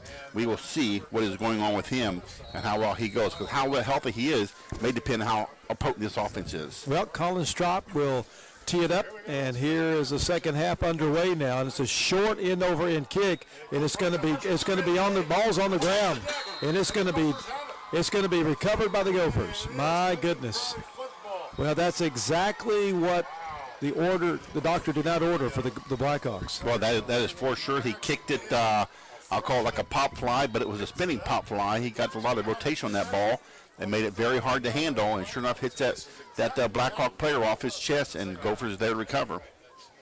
Well, let's see what the Gophers have up their sleeve as far as run. They tried, they ran the ball with a little bit of success at the beginning of the first quarter, in their second possession of the first quarter with Sam Schoonfeld.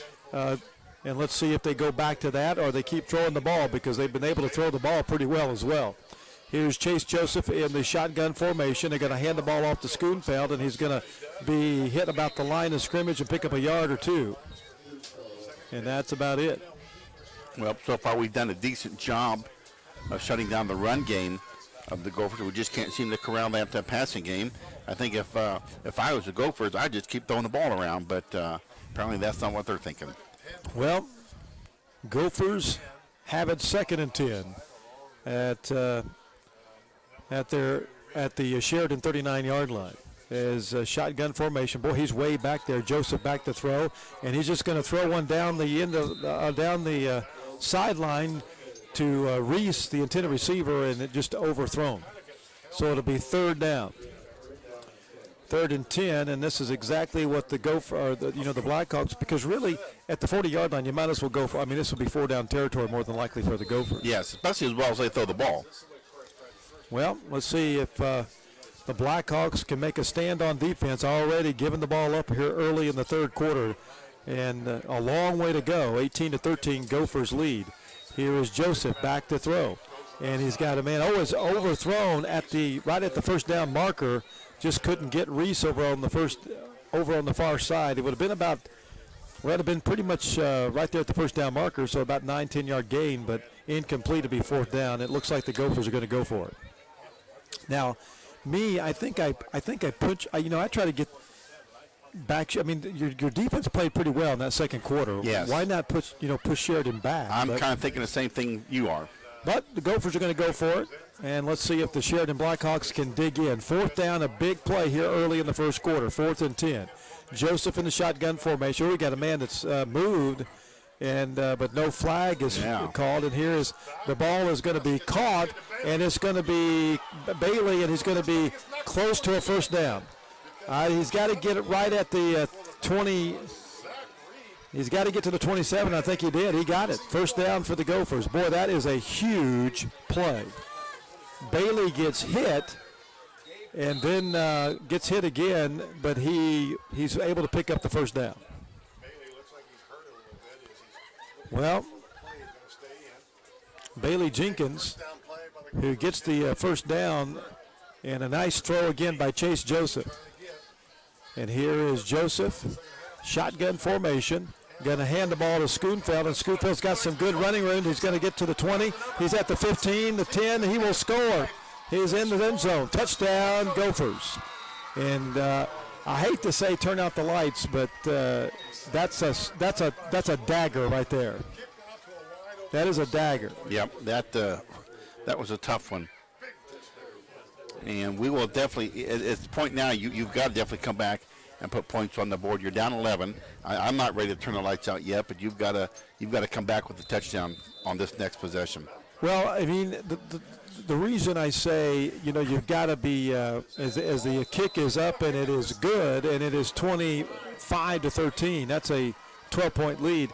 The thing that the issue is that Sheridan doesn't score quickly. No, that is true. They take a long time, and you're running out of possessions when you get around the 7-8 minute mark in the third quarter. You start running out of possessions. So hopefully the Blackhawks can, first of all, take care of the kickoff here, because the ball's going to have been squirting around here on the kickoff, and it's been hard to recover. So we'll see if the Blackhawks can take care of special teams and get the ball and see if they can cut this lead back to 5. Well, really, 4th and 10 is the play there so far of the game. 4th and 10, they get the first down, and it comes up a touchdown for the Gophers. 10:36 to go in the third quarter, 25-13, a 12-point advantage for Clinton Prairie. Sheridan back deep, that is Acevedo. Chesney back there as Colin Strop gets ready to kick the football, going left to right. And here is the another one of those kicks, and boy, it's going to bounce, and it's another bounce, crazy bounce, but Sheridan's going to pick it up this time, and a good job this time by Callahan to get it back up to about the 40-yard line. Nice job by Joe Callahan that time to field the ball. That looked like a short hopper coming to the shortstop there, and Callahan comes up and picks it up. And we got great field position, as you said, 39-yard line, and let's make something of it. First Farmers Bank and Trust, Jan's Village Pizza, and Bragg Insurance helping us out tonight, bringing you live coverage here on Shine99TV.com. We appreciate all of our sponsors helping us out throughout the year here on Shine99TV.com. Here is Sheridan with the football. That is Chesney going to hand the ball off to Acevedo, and Acevedo. No, is that? Excuse me. That is that? No, that's Burnell. Excuse me. That's Kenny Burnell. So Kenny Burnell picks up the yardage and picks up about 8. It'll be second down and 2 after about 8 yards on the carry. Kenny Burnell getting the first call of the second half for the Gophers. Well, Kenny ran very well last week. Yes, he did. I formation. Chesney underneath center. He's going to hand the ball off to Burnell, and Burnell's got to get the first down and more over the 50 down to the 48-yard line. And that's enough for the first down. And we talked about that at halftime, that there's enough good, stable running backs of Blackhawks in that backfield that can run the ball besides Chesney if he needs to rest that leg, whether it be Bernero, Acevedo, Callahan, Hardwood. Mix it up, and let's keep the Gophers off guard and drive that ball. 25-13, 9:40 to go in the third quarter, and the Sheridan Blackhawks desperately needing a score here on this drive. I formation. Chesney underneath center, split to the far side. Here is Chesney. He's going to keep the football, and he's going to get to the 45 to about the 44, just inside the 45-yard line. And that will be second down. He's picking up about 4 yards, and Chesney is really struggling tonight. I mean, he hurt his ankle or leg. We don't really know what he hurt, but he came off limping earlier in the second quarter, and really has been having a rough time. He's back in the shotgun formation, and now he's going to call for the football, and he's going to keep it this time and going to run off left tackle at the 40, and he's a hard run down to the 35 to the 33-yard line, and he's going to be gang tackled there by a host of white jerseys, led there by Sam Schoonfeld, also Cade Selke in there on the tackle. I thought he looked good running the ball there, made a couple good cuts with no limping or going down. So, but I still want to say let's rest him, let's use him a whole lot, and let's use the rest of our stable backs. Number 3, Kristen Peters also in on the tackle there as well. Shotgun formation for Chesney, 1st and 10, ball at the 34. They're going to hand the ball off this time to Kenny Burnell, and Burnell's going to pick up 8 yards, 7 yards. And boy, Chesney is on the ground again. I mean, he is just. Wow. And he got hit hard when he got rid of the football. Got hit hard. and it'll be second down and about 3 after about a 7-yard gain by Burnell. And here is a I formation. And here's Chesney underneath center. And he is going to hand the ball to Burnell again, and he's over the 25 down to the 23-yard line, and boy, still running. Enough for the first down. And maybe I believe he got it. Oh, yeah. Good job by Kenny. Picked up about, looks like about 6 yards on the carry. Enough for the first down, as you said. Just under the 8-minute mark is our Blackhawks got first and 10 on their 21-yard line. 7:45 to go here in the third quarter, 25-13. Here is Chesney going to hand the ball back to Burnell, and he's going to be hit off a right tackle, and he's going to pick up another 2. And this is really a classic Sheridan drive, and it's got to be a Sheridan answer. You know, that's really what they got to do right now. Yep, they got to answer. But as quick as Clinton Prairie can score, you've got to bring points to the board.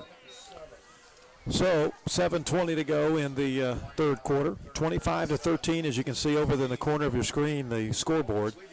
The Gophers leading by 12.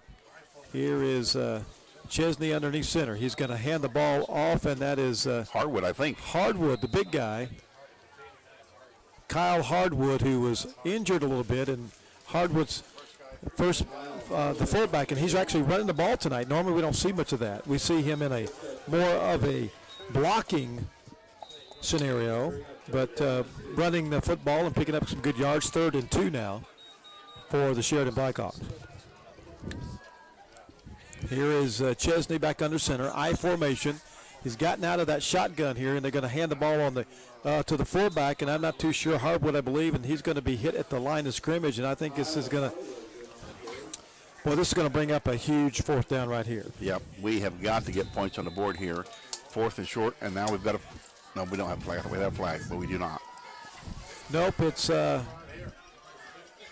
if the Gophers defense dig in here, they've got it 3rd on the it's 4th down. It's actually 4th and about 3, almost 3. Here is shotgun. They're going to, oh my gosh, he's going to keep it. He's going to be stopped.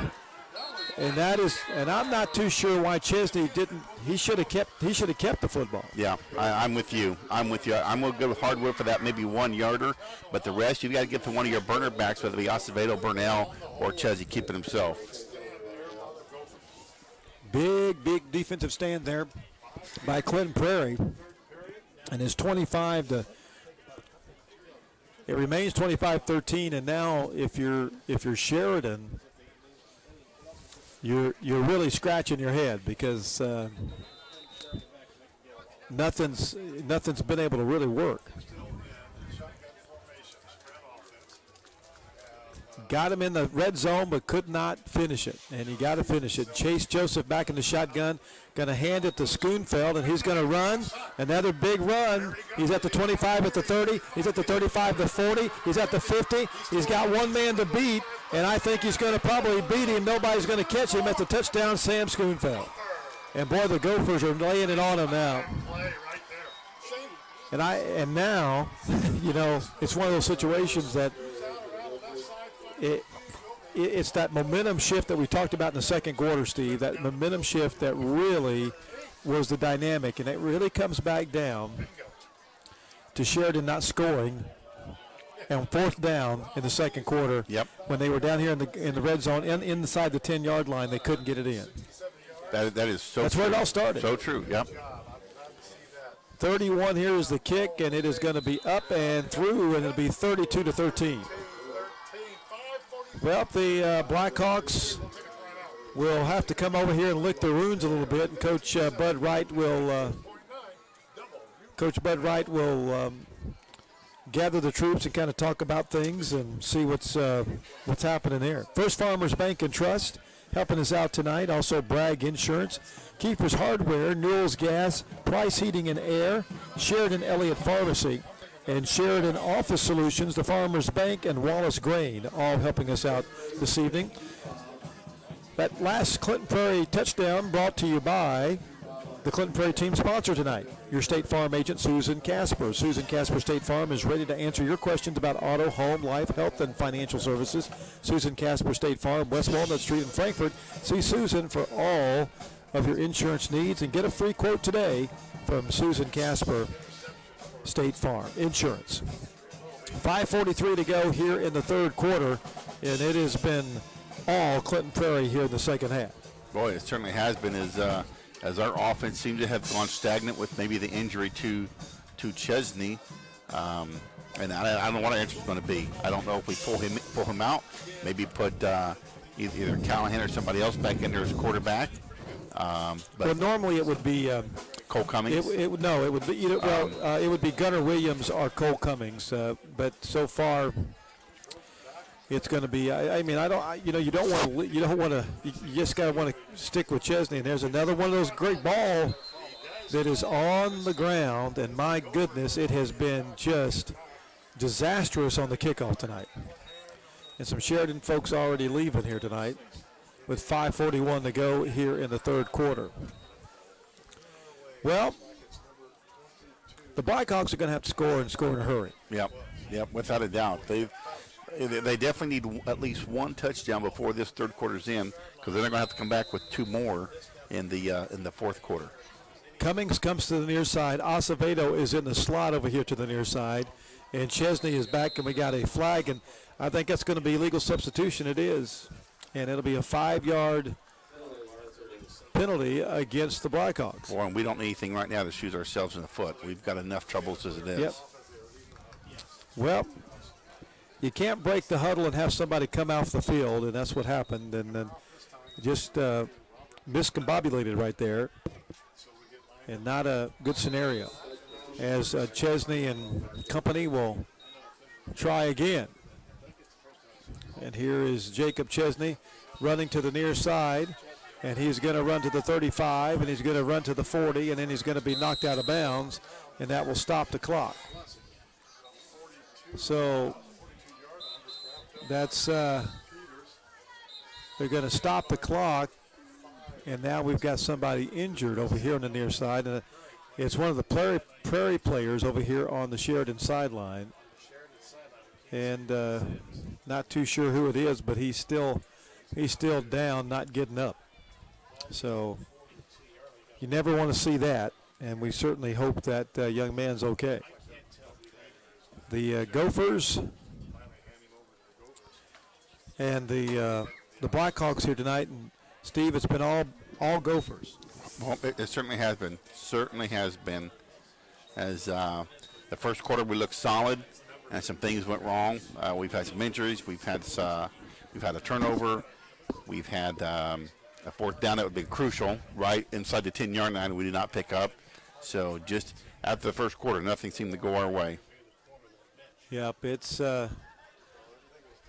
Yeah, I don't know. The injury is right down in front of the Sheridan bench, and not sure if somebody, fell on a leg or, turned an ankle, or you just never know. It hit and then he hit it looked like the pit there, which is the Sheridan sideline, and you just never know what can go on. There's a lot of bodies flying in situations like that, so we certainly wish him the best.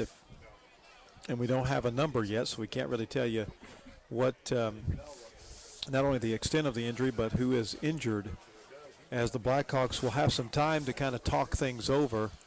And, really, if you're Sheridan, Steve, it's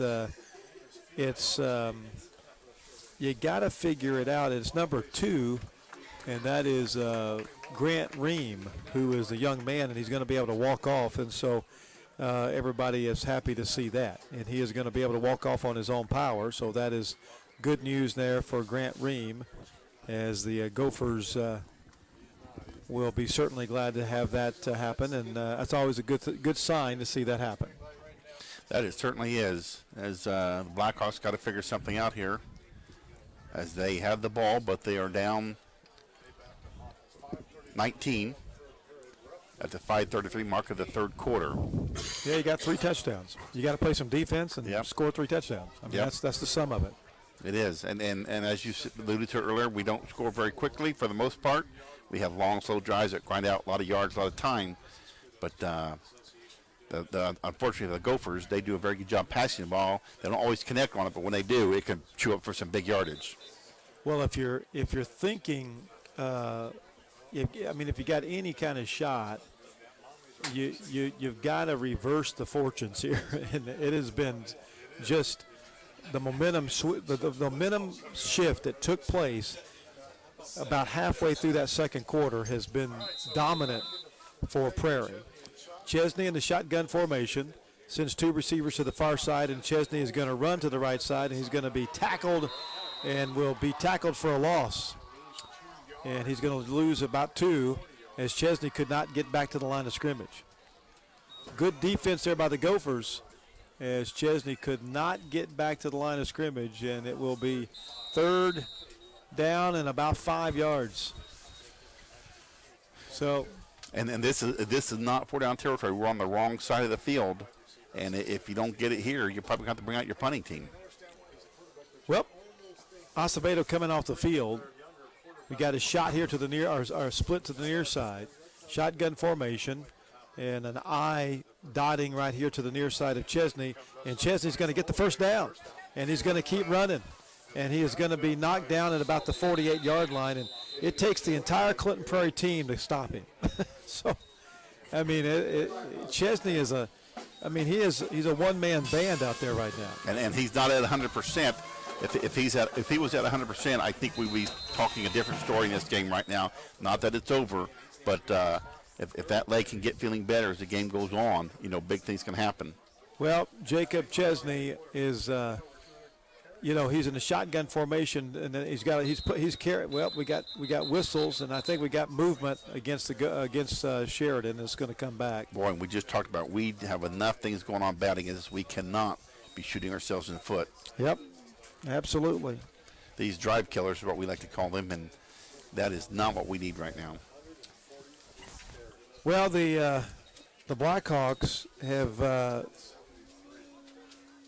really since that second quarter it's not only self-destructed, but handed off to the Gophers. I mean, the Gophers have had some big plays. And Sam Schoonfeld, 2 big runs. I mean, something that Sheridan was able to shut down in the second quarter, have not been able to shut down in the third quarter. Chesney back in the shotgun formation, and Chesney going to keep the ball. He fakes it, and he's going to be dropped at the line of scrimmage. Number 51 in there on the tackle, that is Cam Haynes doing a nice job. And number 73 in there on the tackle as well. That is Jacob Simon. So the Gophers, 2nd down and about 15 now for the Blackhawks after the Gophers. Another good defensive stand there. Lai comes in with the play from the sideline. 3:37 to go here in the third quarter. 32-13, the Sheridan Blackhawks down to the Gophers here of Clinton Prairie. And a very young football team, and they're not going to get it off. That's another penalty. Wow. Unbelievable. Yep, delay a game. It's like, how many different ways can we shoot ourselves in the foot and try and kill this drive, which now is going to be 3rd and 20 or 2nd and 20. We don't pass that well, and you know what that leads to. Well, Blackhawks break the huddle, 32-13. Had a big win last week against Taylor. But tonight, a little bit different story. Chesney in the shotgun formation, back to throw. Drop straight back, and he's going to throw it deep on the far side. And, boy, it looked like there was some bumping and rubbing over there, but they say there was no – they were saying that there was no contact, and so no interference on the play. So, Christian Peters, the defender over there, and it's going to be 3rd and 20 now. So the Blackhawks facing a 3rd and long. We do not pass as well as they do. That is our one Achilles heel on the offensive side. Chesney, and let's see if he can pick up maybe 10 here. And Chesney back to throw, and it's going to be intercepted. And Sam Schoonfeld, who has been a star tonight, will run it back for a pick 6, and it's all over. Well, Schoonfeld, pick 6, and my goodness, he is just it's been a Sam Schoonfeld show tonight. It's been an ESPN highlight reel for Sam. It certainly has. He's picked up his. Let's do the math here real quick. He picked up his 4th touchdown. He's got 1 rushing, 2 from. I'm sorry. He's got 3 from rushing, and now he's got the 1 INT. So, wow. So, well, wait a minute. You got a penalty? It looks like there's a penalty. The interception will stand, but the touchdown may not. Let's see. It will be a block in the back on the kickback, so take it off the board. Well, so didn't see the flag. Those flags are more red than they are yellow. You know, I thought the same thing. They've got an orange or red hue or tint to them, whatever you're going to call that, but it's not the true tradition of bright yellow flag. They're easy to see, and fortunately for us, it's a break that the TD comes off, but the sad part is we still lost control of the ball, and the Gophers got it on the Blackhawks side of the field on the 44-yard line. Well, if I am Sheridan, I'm loading up the box because you know it's going to be a healthy dose of Sam Schoonfeld. Yes, yes. I mean, I think that's what they're going to probably. They're probably going to give him. Going to give him the football. Well, 3:07, 32-13. Prairie leading Sheridan. Joseph is going to call a timeout, and boy, did he get it. Nope, he didn't get it off in time. There's a flag over there. Are they going to say, well, one's going to say he's going to give him the timeout. So another break for the Gophers. Wow. So it'll be timeout, Clinton Prairie. First Farmers Bank and Trust, one of our fine sponsors here tonight, helping us out. We greatly appreciate them. Jan's Village Pizza, Bragg Insurance, Kiefer's Hardware, Newell's Gas, Price Heating and Air, Sheridan Elliott Pharmacy, Sheridan Office Solutions, the Farmers Bank, and Wallace Grain, along with Shine 99, bringing you tonight's football game. It's playoff action, Hoosier Heartland style, as these two teams tangling it up. And, of course, we'll go into sectional play next Friday night, as the Sheridan Blackhawks will be right back home hosting South Putman. 32-13 here, Gophers with the football. And it's, and I would imagine, like I said, we're going to see the ball on the ground as they're going to try to keep that clock running and get out of town with a big win. And now we've got a whistle again. We've got a flag over there on the other side now a of the flag field. on the far side. I think they're trying to drag this out as much as they can to make you and I sit here. They surely don't want to get to Jan's Pizza. No, they do not. And it's a 5-yard penalty. Because it closes at 10, and if we're going to. So now Prairie is going to be 1st and 15. Gophers. Here is Chase Joseph in this. He's going to go back. He's going to fake it, and he's going to throw it. And he's going to throw it deep, and it's going to be, looked like incomplete. But is that number 4? Reese diving, laying his body out there on the far side, but it will come up short. And he'll come up short with the catch. Nice attempt over there, but not quite there. Man, it was a good-looking pass, and, boy, they are not afraid to sling it down the field 30 or 40 yards at a time. Well, 2nd down and 15. As everybody was expecting Sam Schoonfeld to get the ball, they decided to air one out. And, again, I don't care. I don't care about faking them out. I just give the ball to Sam Schoonfeld. That would be my game plan. And there they finally do. And he's going to pick up – well, no, he's going to get hit the line of scrimmage. And because regardless, it's about making the clock run now if you're Clinton Prairie. Yes, exactly right. Make the clock become the enemy as our Blackhawks need 3 touchdowns to get back on the lead side of this thing. 3rd and 15 as the clock will run with 2:27 to go here in the 3rd quarter. 32-13, the Gophers leading over the Sheridan Blackhawks. Reese over to the far side, and Schoonfeld the single back, and Joseph back to throw, and he is going to let one go, and there's a man open, and he's going to be overthrown. Again, the pass, it looked like Selke and Reese running a seam over there, and the pass intended for Reese, and it goes over his head, and I would imagine the Gophers will punt. 4th and 15, so the Blackhawks do force a 4th down and a punt here. And let's see, Trevor Reese will be back to punt for the Gophers, and Jacob Chesney back deep for the Sheridan Blackhawks. And there is the punt, and it is a in-over-end punt. It's going to bounce at the 20, and they go around, and boy, a nice bunt. It's going to go out about the 15-yard line. Nice job there on the punt, and boy, Sheridan's got a long way to go. Yep, that they do, and we're going to have to do it on the ground. Our passing game just not coming together tonight, but we're going to do it on the ground and getting 20 yards at a time if we can, or at least 10 maybe, I don't know, but we need 3 touchdowns. Well, it's just been one of those nights. What do you say? I mean, it's one of those situations that you the Blackhawks have just been outmanned by the Gophers tonight.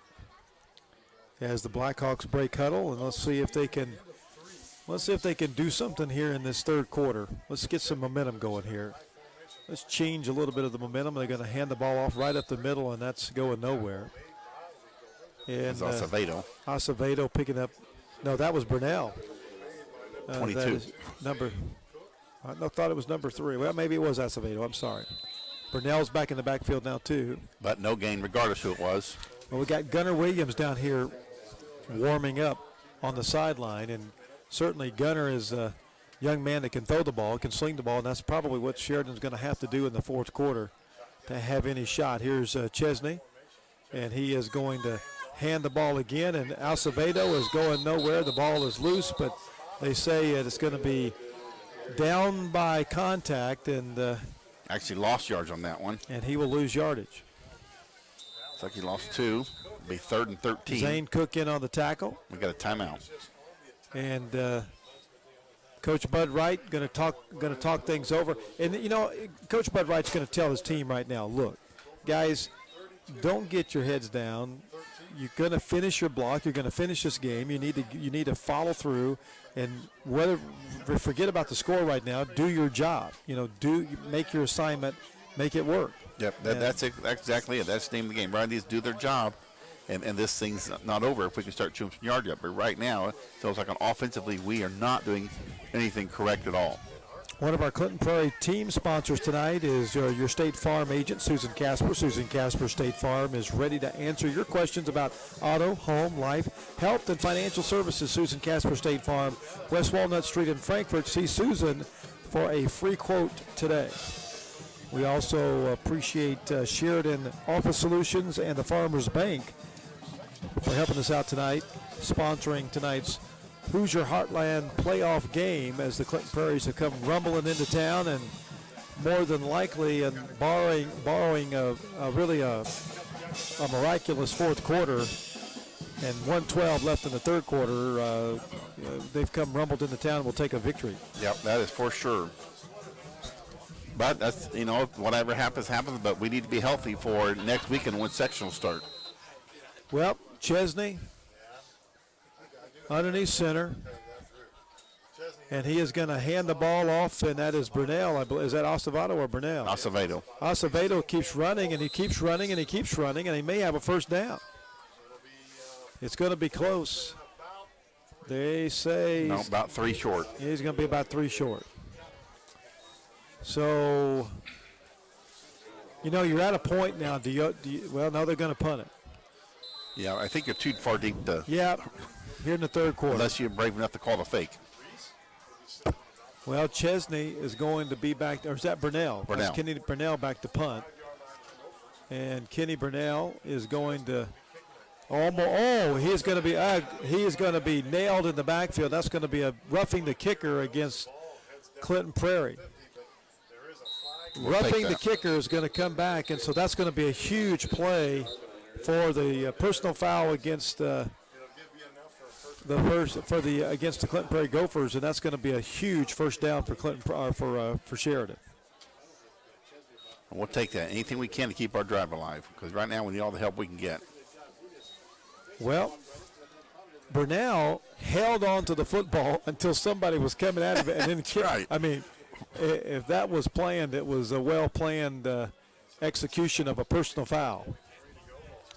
So it'll be 1st and 10, and the ball will move it up to about the 36-yard line.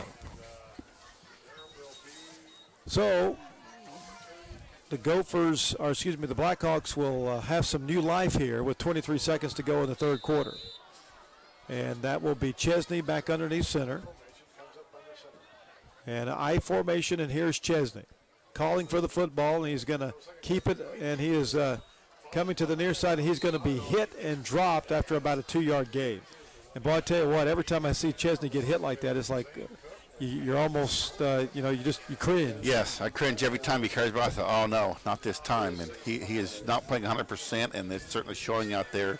I keep thinking he's one more hit away from being out of this game. That's the end of the third quarter, 32-13. We've played 3, going to the 4th. The Sheridan Blackhawks and the Clinton Prairie Gophers. Gophers lead 32-13. It's Sheridan Blackhawk football here on Shine99TV.com. Brought to you by First Farmers Bank and Trust, Jan's Village Pizza, Bragg Insurance, Keepers Hardware, Newell's Gas, Price Heating and Cooling, Sheridan Elliott Pharmacy, Sheridan Office Solutions, the Farmers Bank, Wallace Grain, and of course Shine 99 and Shine99TV.com. Well, fourth quarter coming up, Steve, and if you're Sheridan, you got to score quickly. Yes, you certainly got to score on this drive, and we're going to chew up time scoring on this drive. Hopefully, we've got to come out and play defense, get them to go 3 now. Then it's going to take another lot of clock to get one more touchdown. Probably if we get another one fairly quickly, we kick it to them. If we can get them going 3 now, something close to that, will there be enough time for a third one? That's going to be the Achilles heel right now. The clock's going to work against us. Well, the Gophers have come in with a nice game plan here tonight and have done a nice job. As the cheerleaders are always going to keep you warm, they're going to keep cheering regardless. So it's always good to see the cheerleaders. Blackhawks going left to right now as we start the fourth quarter. A lot of people leaving here at Sheridan High School, Bud Wright Stadium. Bud Wright was honored earlier tonight here at the stadium for all the many years, 50 plus years of coaching. And here is a handoff to that's going to be Acevedo, I believe, and he's going to run hard and get the first down. Nice job there by KJ Acevedo. So no, that's Burnell. That was Kenny Burnell running the ball. Nice job by Kenny Burnell picking up the yardage. Picking up 11 yards on the carry and the first down. It's a key thing. 1st and 10. The ball at the 48-yard line. And here is shotgun now for Chesney, and he's going to hand the ball again to Burnell, and Burnell just keeps running and is going to pick up 2 yards, and the defense keeping him from.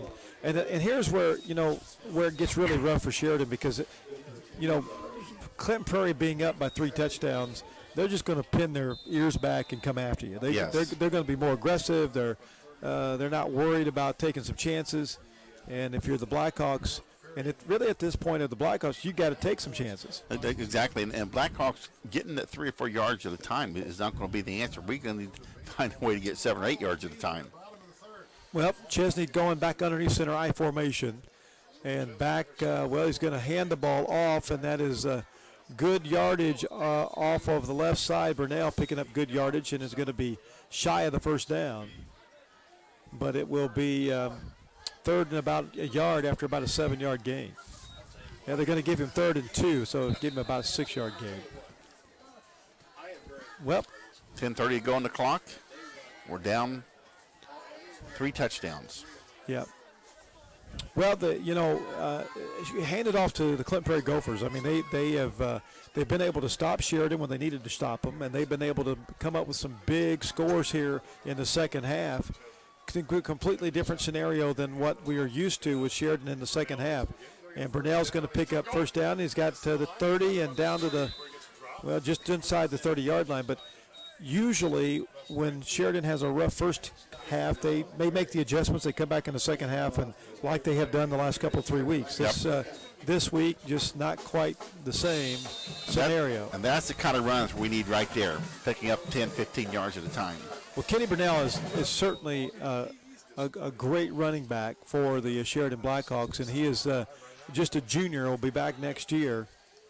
And here's Chesney in the shotgun formation, and the ball is going to be handed to Acevedo, trying to get around the corner, and he instead trying to get outside, and he goes out of, or will go down at about the 26-yard line. Well, he should have kept on going and tried to use his speed. If nothing else, just get outside, get out of bounds, stop the clock.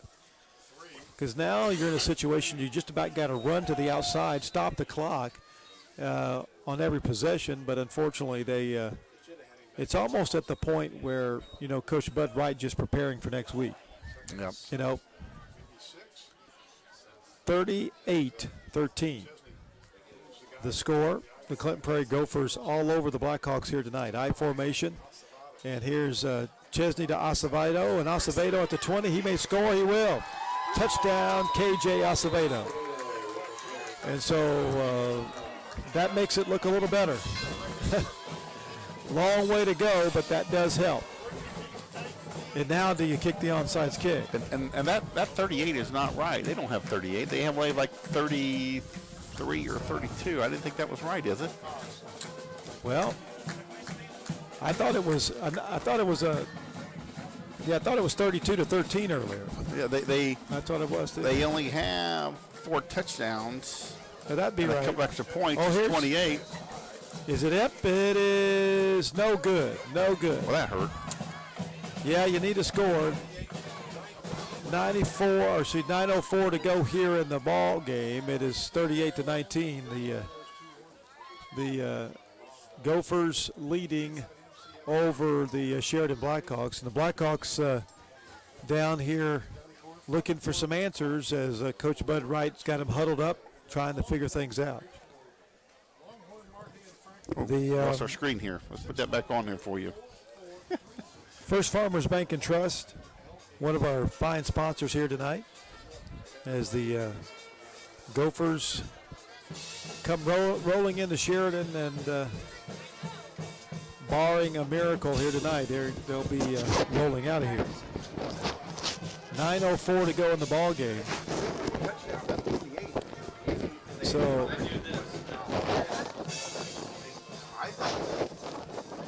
Gophers will be receiving. Sheridan Blackhawks will come over here and kick.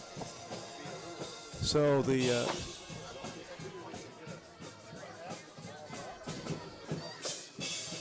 Gophers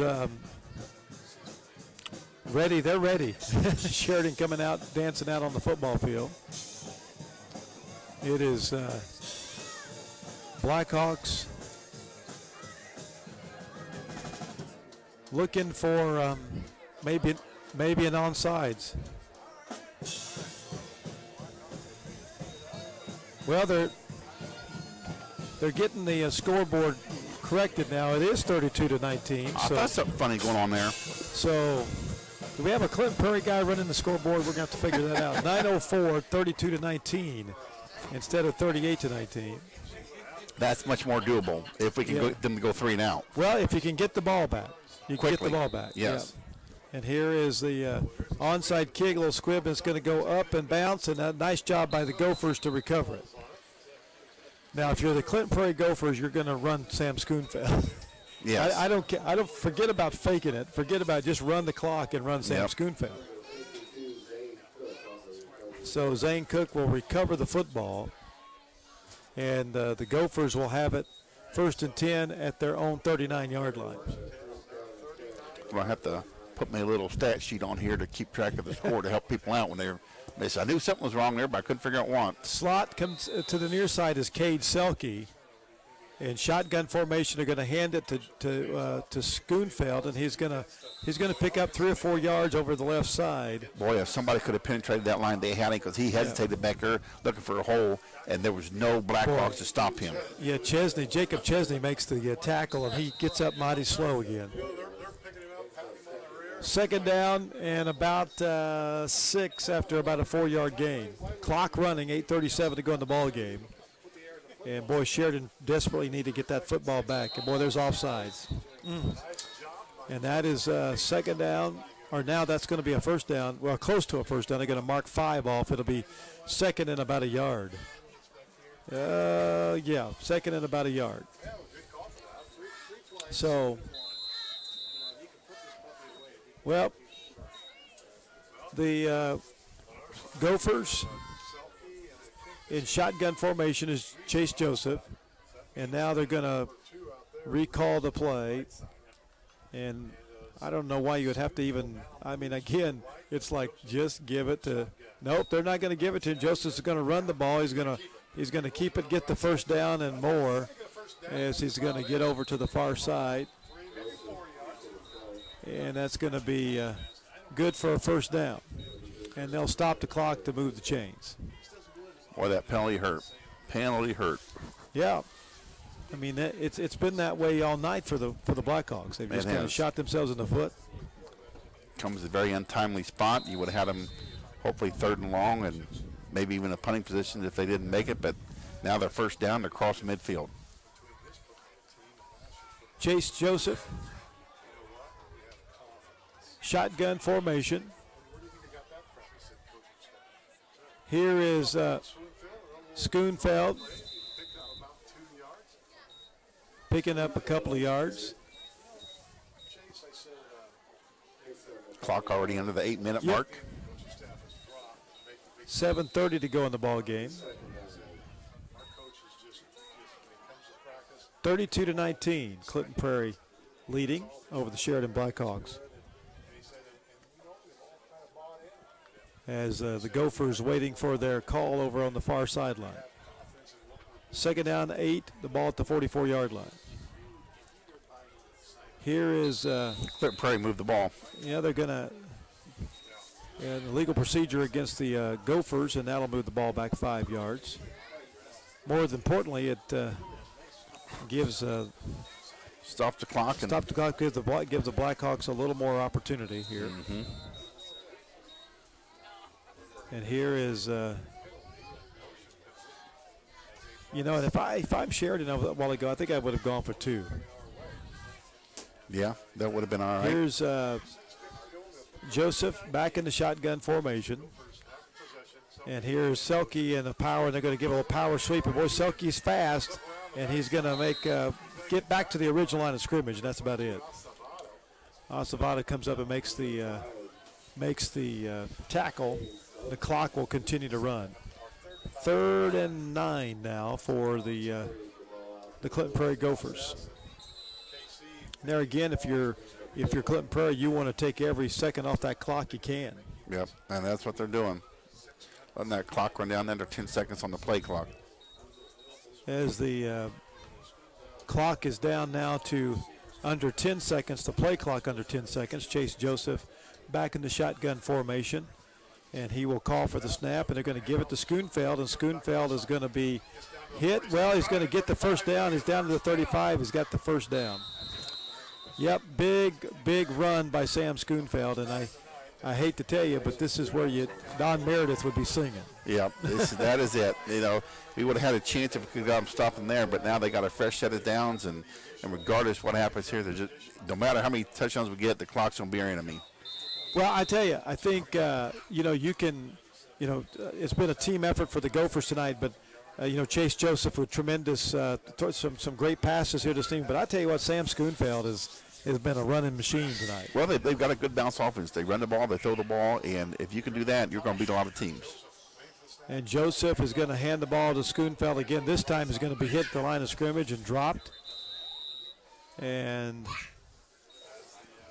the Gophers will go to 6-3 on this season, and the Sheridan Blackhawks will fall to 3-6 as the Gophers will prepare for sectional action next week, and the Sheridan Blackhawks they'll come back home as the Gophers will travel to Frontier. The Sheridan Blackhawks will be back here home against South Putnam. And that's a high snap, and it's going to come over here to Trevor Reese. And Reese will a little receiver screen, and it's going to be good for about 5-6 yards. It'll be third down. trying to remember when the last time the Gophers beat Sheridan. It's been a while. That's been a while. That may be one for the archives I have to look up. It's been a lot of years. So, it's just, Bud Wright's got a very young football team and have told us at the beginning of the year that this, that this football team would be young and they would be inexperienced and they would be learning a lot. It's exactly what they've done.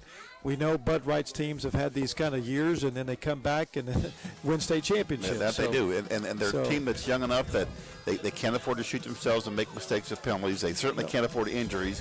We can't afford turnovers. You have to have a perfect game every night for as young as you are. Right. Well, and you think about Clinton Prairie still looking for their first sectional championship in the school history. And you got 9 state titles out there on the water tower as you come into Sheridan. Tale of 2 different teams, but certainly tonight the Gophers have come in here and said, "Hey, we want a piece of that. We want to be a part of a championship program." And you look at if Clinton Prairie can play like this throughout their sectionals, who knows what can happen. Well, I imagine at some point they will hit a buzzsaw called Central Catholic, and then it'll be all lights out for Clinton Prairie. Well, Central Catholic just plays on a different level, Yes. Here's Chase Joseph, and he's going to waggle to the right, and now he's in trouble, and now we'll kick it back up. Nice job. Good, very good decision by Chase Joseph to just turn the ball up and keep the clock running. And it'll be 4th down. And, the Gophers will certainly go for it, 4th and less than a yard. And if I'm them, I try to draw the Blackhawks off, and there's going to be – now they're going to measure. That's what they're going to do is going to measure. So, I mean, it doesn't – I think I could tell them from up here. It's about a half – looks like about a half yard, but we'll double-check. They're just bound and determined. Well, no, maybe did they get it? They got it. Boy, it sure looked up here that he was a little shy. So, well, I just thought for sure they were trying to keep us from going to Jan's Pizza. I think you're exactly right. 4:07, 32-19. The score.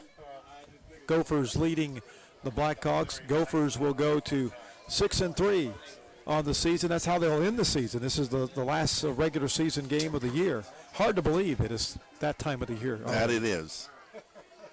As the Blackhawks will fall to 3-6. High snap, and now Joseph coming to the near side. And, and I'm not too sure why, why you don't have your younger guys in there. 3:37. Why not go ahead and put your younger guys in there? Because with 3:33 to go in the ball game and the clock stopped, it's going to be a scenario of, and now we've got a timeout, and maybe that's what they're going to do here, timeout. One of the Clinton Prairie team sponsors tonight is your State Farm agent, Susan Casper. Susan Casper State Farm is ready to answer your questions about auto, home, life, health, and financial services. Susan Casper State Farm, West Walnut Street in Frankfort. See Susan for a free quote today. As the Gophers and the Blackhawks winding things down, 3:33 to go in the ball game. The Gophers, it's been all Gophers really since about midway through the second quarter. Yep, it certainly has. They put on quite a show. Really what happened is in the second quarter when the Sheridan Blackhawks were not able to get that first down or get it into the end zone, and that would have made it a 19-6 game. Yep. Instead, they turn it over. The Gophers come back with a big touchdown score, and the rest is history. And they've not looked back since. And it's amazing how one play can change the dynamics of a game. Here's Trevor Reese on a little sweep, and he's picking up good yardage and close to a first down, and we got a flag on the play. And, boy, the ball's fumbled is what's happened. And now the ball has been recovered by Sheridan, but not too sure. Well, that official there just signaled first down for Sheridan. Well, yeah, the ball was fumbled, and the ball came out and was picked up around the 2-yard line. But I'm not too sure if that was a flag or if they were marking the football. It was going to be Sheridan football. The flag, it wasn't a flag. It was a marker to mark where the football came out. And Sheridan picks up the football, and they'll have it on there about their 1-yard line. Well, let's move it as far as you possibly can. Yeah, when it rains, it pours. Yeah. But at least they got the ball, and we know that Clinton Prairie's not scoring any more points. That's the main Yep. thing.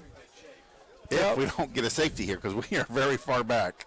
Yeah, I mean, you're right there on the goal line. You just want to be careful and try not to give up any more points here. And that's what Sheridan will try to do, and that is Chesney is going to hand the ball off, and Acevedo's going to pick up a couple, maybe a yard. Now, about a yard. So the clock will run, and I see no reason to stop the clock. They're just No. going to keep going. 3:07 and running, 32-19. The Clinton Prairie Gophers leading over the Sheridan Blackhawks, and Sheridan will be looking at hosting the first round of sectionals next week as South Putnam comes to town. Chesney is going to take the snap and going to hand the ball up to Acevedo, and Acevedo has got some running room coming to the near side outside the 30, and he'll be knocked down about the 35-yard line. So Acevedo, and they're going to stop the clock there, and Acevedo at least gets them out of the shadow of their own end zone. Nice job there by KJ, and it'll be first, and now we got a face mask on top of that, so it's going to be more yardage there. So, boy, it'd be nice if the Blackhawks could pick up another score here. At least make it interesting. Yeah, they certainly would be. It would be, and there's plenty of time if we can chew up big yards like that, as they show the penalty and get ready to mark it off, and that'll put us right at just across right at midfield, I believe. It's only a 5-yard face mask. Oh, no, we got penalty against Sheridan. Wow. Well, they're going to mark 5, and then they'll come back and mark 15. So, big chunk against the Blackhawks, and that's kind of been, indicative of tonight's ball game. I mean, it's just the way it's been. You take one step forward and 10 steps yes, back. That is 15 for steps sure. Back. So,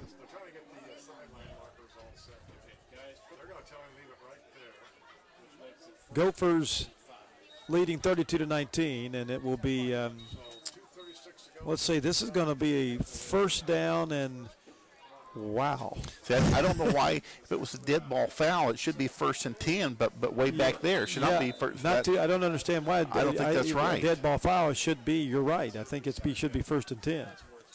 So Chesney's back to throw, and he's going to let one. Boy, there should be some interference right there. Nice pass as the defender was all over the receiver. That is, and a good catch there. Over on the far side, that's Perry, I believe. Isn't it Brody? Or is that Callahan? No, that's Perry. That's Brody Perry.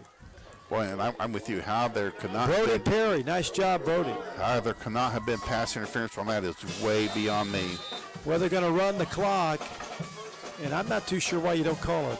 I mean, there was a lot of bumping going on there, but regardless, the catch is made, and Chesney will be back underneath center, and they're going to hand it to Acevedo, and Acevedo's going to be stopped, and will be stopped at the 40-yard line.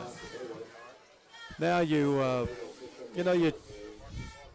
got to move you got to see if you can pick up another big chunk of yards and stop the clock with a first down. I mean, that's the key. So The bottom line, you're just trying to yes, get it, make it a closer game. It certainly helps your team if they could put one in the end zone here before time expires, and they're going to run again. This one's going to be caught over on the far side again over Trevor Reese, and I believe that's Perry again. Brody Perry over on the far side. Nice job by Brody Perry, and it's a first down at about the 15, 16-yard line. And they'll start the clock when everything gets set, so they better Oh, no, he went out of bounds, so the clock is stopped, and that's even better yet. So I say throw it to the end zone 4 times. So it's first and 10. The ball at the 16-yard line. And boy, they're gonna have to call timeout. My gosh, my lands. Coach Bud Wright tells everybody to go back to the stay there, but well, regardless, it's if the Sheridan Blackhawks. Who've not done very well passing the ball this year, has had 2 big passes right there to Brody Perry. Yep. and he's had some great catches. I mean, yes. He's had to catch it over Trevor Reese, who's a very athletic young man himself. So good job there by Brody Perry. 1:38 to go in the ball game, 32-19. Clinton Prairie leading Sheridan. Sheridan Elliott Pharmacy, Sheridan Office Solutions, and the Farmers Bank all helping us out tonight and throughout this entire year, bringing you Sheridan Blackhawk football here on Shine99TV.com. And boy, the old temperature has really dropped here tonight. I think we're going to get our first freeze or first frost this weekend. Very chance that we're going to dip below 32 somewhere along the line over the next 3 days. So got some cool nights, but we're just going to warm up midweek next week, so we'll be okay with that. What's your Tigers doing this weekend? They are hosting Florida tomorrow night, and it will be that'll be a battle on the bayou. Gators coming to town. That should be a good game. Both teams undefeated. And I think the Boilermakers are headed to Wisconsin. Wisconsin, it's going to be a long, long day. Chesney back to throw, looking, and nobody's open, so he's going to have to run, and let's see, he's better get rid of it, and it's going to be incomplete, almost intercepted. And boy, Chesney goes out of bounds hard, picked up by Cade Selke, and good defense by the Gophers there. Well, he had a man open but could not get the ball quick enough to him, as the receiver had to stop because he was ready to get to the out-of-bounds line. He had to stop, which allowed the defender to catch up to the ball. Well, Sheridan trying to get another one on the board to make this one look a little more respectful, but really the Gophers have outmanned the Sheridan Blackhawks here in the second half. And let's see if Sheridan can come up with a score here with 1:29 to go in the ball game. As Acevedo looks like they're maybe missing a guy. Here is Chesney. Oh, my goodness. He's going to have to get on the ball. Chesney was too worried about trying to figure out what's going on, and now another timeout's going to have to be called with 1:22 to go.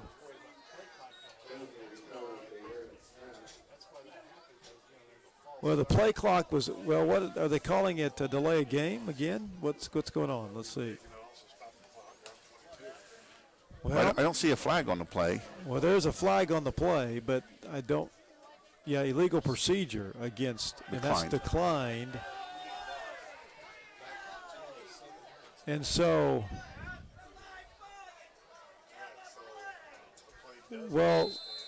don't understand that call. So, regardless, it's third and now a long way. Third and about 20. Third and 16. Here's Chesney back to throw.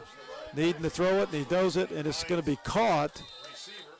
And that is going to be Cummings over here at the original line of scrimmage. It'll be 4th now and 10, under a minute to play, and they're going to have to quickly, and boy, Chesney looks like he's wanting to, I hope he understands he cannot down this.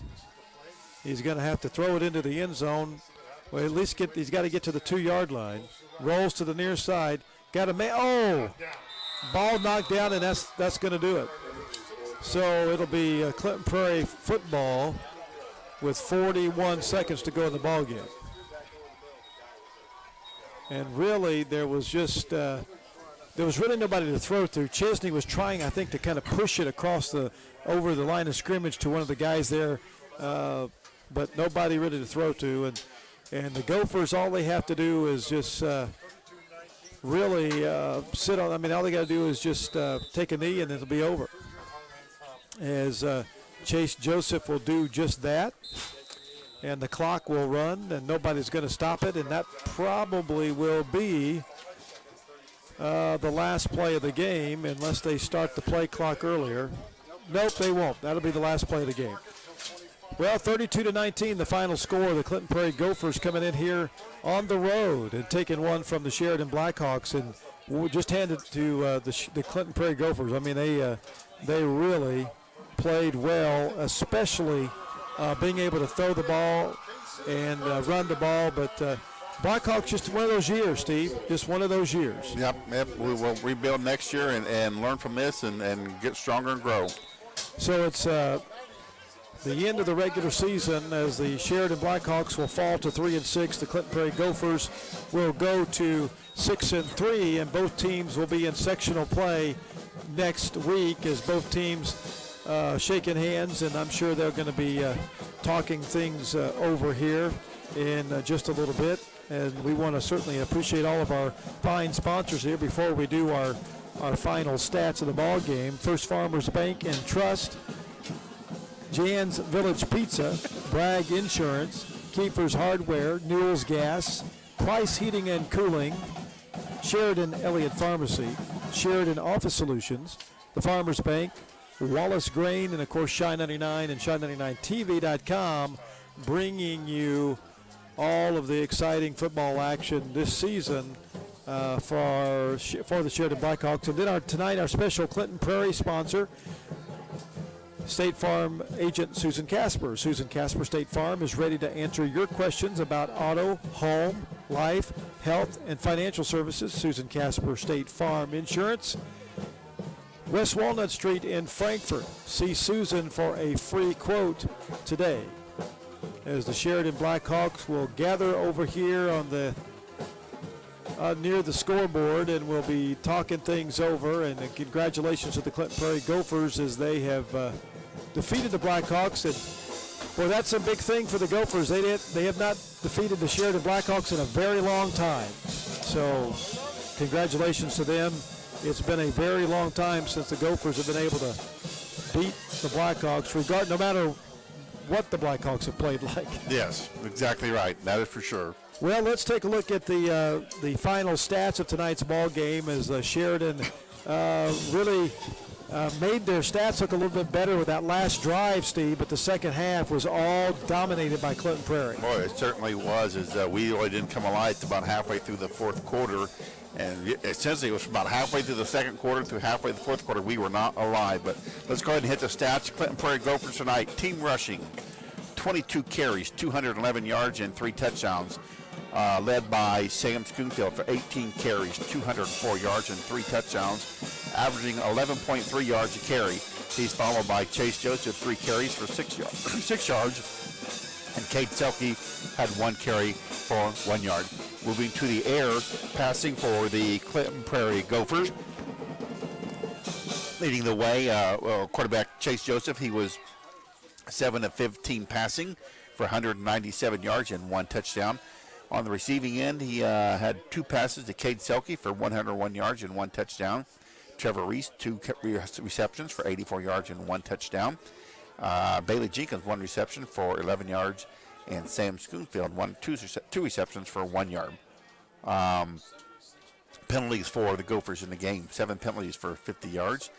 5 first downs as a team, and they fumbled the ball twice and lost both of those fumbles. Moving to our Sheridan Blackhawks, some very impressive numbers on the ground. 60 carries, 378 yards, 2 rushing touchdowns, averaging 6.3 yards a carry. Leading the way was Jacob Chesney for 31 carries, 142 yards, and 1 touchdown, 4.6 yards a carry. Followed by KJ Acevedo, 15 carries, 121 yards, and 1 touchdown, averaging 8.1 yards a carry. And then following him was Kenny Burnell, 10 carries, 106 yards, 10.6 yards a carry. Some decent numbers from Jacob Chesney. For no more, he passed 4 of 9 passing, 80 yards, 1 touchdown, and 1 interception. On the receiving end of those Chesney passes, leading the way was Brody Perry, 2 receptions for 58 yards. Cole Cummings, 1 reception for 15 yards, and Kenny Burnell, 1 reception for 7 yards. Our Blackhawks were penalized 6 times for 40 yards in the game. They had 19 first downs as a team, and 1 fumble, and they lost that. And that is our final game stats. All right, Coach Bud Wright coming up, and we're going to have a chance to talk to Coach Bud Wright here as he makes his way up to the press box, and certainly Coach Bud Wright would love to have a more, I'm sure, positive opportunity to talk to us, but it is what it is, and it's one of those young teams that will only get better. We'll also be looking and talking Coach Bud Wright about Jacob Chesney and seeing where things are going with him as far as any kind of injury and it really, he never seemed quite right after that one hit when he got up and he came across over to the sideline. It just never seemed that he was quite where he needed to be. He certainly was 100%. You could tell, I think as the game went on, he got better, but he was never at 100%. No, I would agree. 32-19, your final score. The Sheridan Blackhawks are defeated by the Clinton Prairie Gophers here tonight, as the Blackhawks fall to 3-6. The Clinton Prairie Gophers go to 6-3, and certainly a different kind of scenario from a year ago. That's for sure. As Coach Bud Wright now joining us here up in the press box, and Coach, certainly not one of those games that you care to remember, but hats off to Clinton Prairie tonight. They had a heck of a game plan, and they could certainly throw the ball. But first of all, tell us a little bit about what your game plan was. Well, I know it was Heavy Chesney, but we saw Mr. Chesney go out of the game and looked like he was hurt. Not too sure if he ever really got back his legs. No, we had to take the ball away from him a lot. I mean, he got hit and he was hurt a little bit, but he was sick going to the game anyway. Yeah. So it was just what a good night. We just it's the same story from the start of the year. We just keep making mistakes. Yeah. I mean, we make mistakes after mistakes after mistake. Right. And they just don't. We start reacting to things. We score, and then they score. It's something ridiculous. I mean, we had a linebacker, didn't read his keys, and it's one of those things. You just keep on making mistakes, and right. They're just, if they don't, we'll be 1-out if they don't start playing. But we could play if we want to, but we just don't concentrate. We just can't concentrate. Well, it's of course it's a young team, and we've said that all year. But at some point, they got to start growing up. And you felt like, this year we thought that we saw a lot of good growth last week. We thought the Taylor game, there was a lot of good things that happened. Chesney runs the ball like a madman last week. But I was really impressed with your line play last week, and I was exactly same. I was very impressed with the line play at the beginning of this ball game, but something seemed to happen in the second half. Yeah, we just quit. Right. I mean, we started running by people. Yeah. And I don't know what the reason is. I can't tell.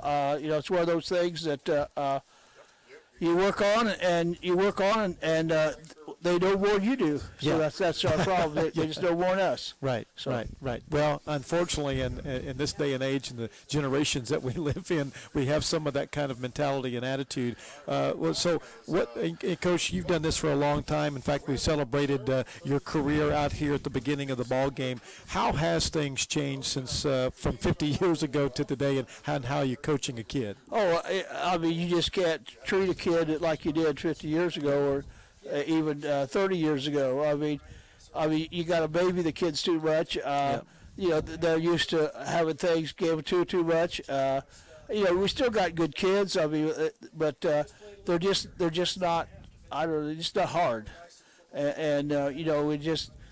I don't know what it is. I think maybe the fact that they read about injuries so much and such that they just think, maybe I don't know what to think about it or what the deal is, but they're just not as, I guess, they don't know the game. I'll put it that way. They just don't know the game of football like they used to, and it's mainly because they don't get out and play the game. I mean, they sit behind a computer and play games on computer all the time, and they just don't get out in the yard and play the game and learn the game. That's what we got. We got too many kids that doesn't know really how to play the game. Well, the good thing, though, as we saw earlier at halftime, you have a whole slew of young people out there on that track today as you're celebrating elementary football. You got a lot of kids out there that will love the game of football, but, how do you get them to be more engaged so that they would learn the game of football? You take a lot of computers away from them. I think it's the best thing as far as what you're doing there. Yeah. Tonight, of course, it became more of an air versus run ball game. Prairie was able to throw the ball, but you had a couple of defensive guys that were in the right place, it seemed like, but they just couldn't come up with the play to knock the ball down or to tackle a bit. And Prairie's got some fast kids. Once you got to get a guy behind you, it's kind of tough to come back. Right. I mean, yeah, we knew they had some speed. We talked about our kids all week long about their speed. Yeah, we had people there on different occasions, but you in a man type defense, I mean, you run with a guy. When he looks the ball, you look, and we're not looking back for the ball. I mean, we had people there, but they look back, and we're still running with the guy and still looking back to see where the ball is. Yeah. And they just don't realize yet that when that guy looks, you look, and then you both go for the football. That's right. That's one of the big things that we don't do. Yep. And next week is South Putnam coming into town. Do you know anything about South Putnam? Have you had any chance to look at them at all? No, I have not. We'll start doing that tomorrow, looking at them and see what. We don't play any common opponents. We had a sectional meeting last Monday, and we've got a couple films on them already, but we haven't looked at them because we were all concerned with Prairie. Right. And I guess we should have been watching South Putnam and forgot about Prairie because it didn't do any good. Well, again, I'm going to say real quick, what we felt like up here was the turning point of the game is you're leading 13-6. And you don't get it in the end zone down here on 4th down and about 4. You can pick up a first down or get a touchdown. Unfortunately, you can't get it in the end zone. And instead of being 20-6 and probably a game changer right there, they come right back down and score the big play and make it 13-12. And it was Katie bar the door. That was another situation where we didn't have personnel in. Yeah. In fact, we didn't get called for it. We only had 10 men on the field. Yeah. Yeah. And we didn't have contain on the end there, and the guy that was supposed to got the ball was double teamed because we didn't have a receiver on the field. Yeah. We should have been called for 6 men on line because we didn't have a wide out in the ball game, and it's one thing I guess they missed it. But so even if we'd have scored on it, it would probably been called back because they didn't throw a flag. But I don't know. I don't know what they did, but it's just the fact that, we're just not paying attention. Right. Well, we certainly hope that things can get better this week, and we look forward next week to being back here. South Putnam coming to town, and hopefully the Blackhawks can continue to play another day. That's the game, because the more you get to play, the more you have the opportunity to play, the better you'll get and the more experience you get. Yeah, that's true. And that's what we hope. Bud, Coach, thank you very much. Appreciate you being with us. We wish you the best. All right, and congratulations on your celebration tonight. Okay, thank you. All right, thank you very much. Coach Larry Bud Wright joining us here tonight, and we appreciate Coach Bud Wright. For Steve Martinez and for Casper Media, that's going to wrap it up for us tonight. I'm Shan Sheridan. We'll catch you next time. South Putnam coming to town. My grandson's here in the booth up here tonight helping us out as well. But until then, we'll see you next week. Sheridan Blackhawk football here on Shine99TV.com.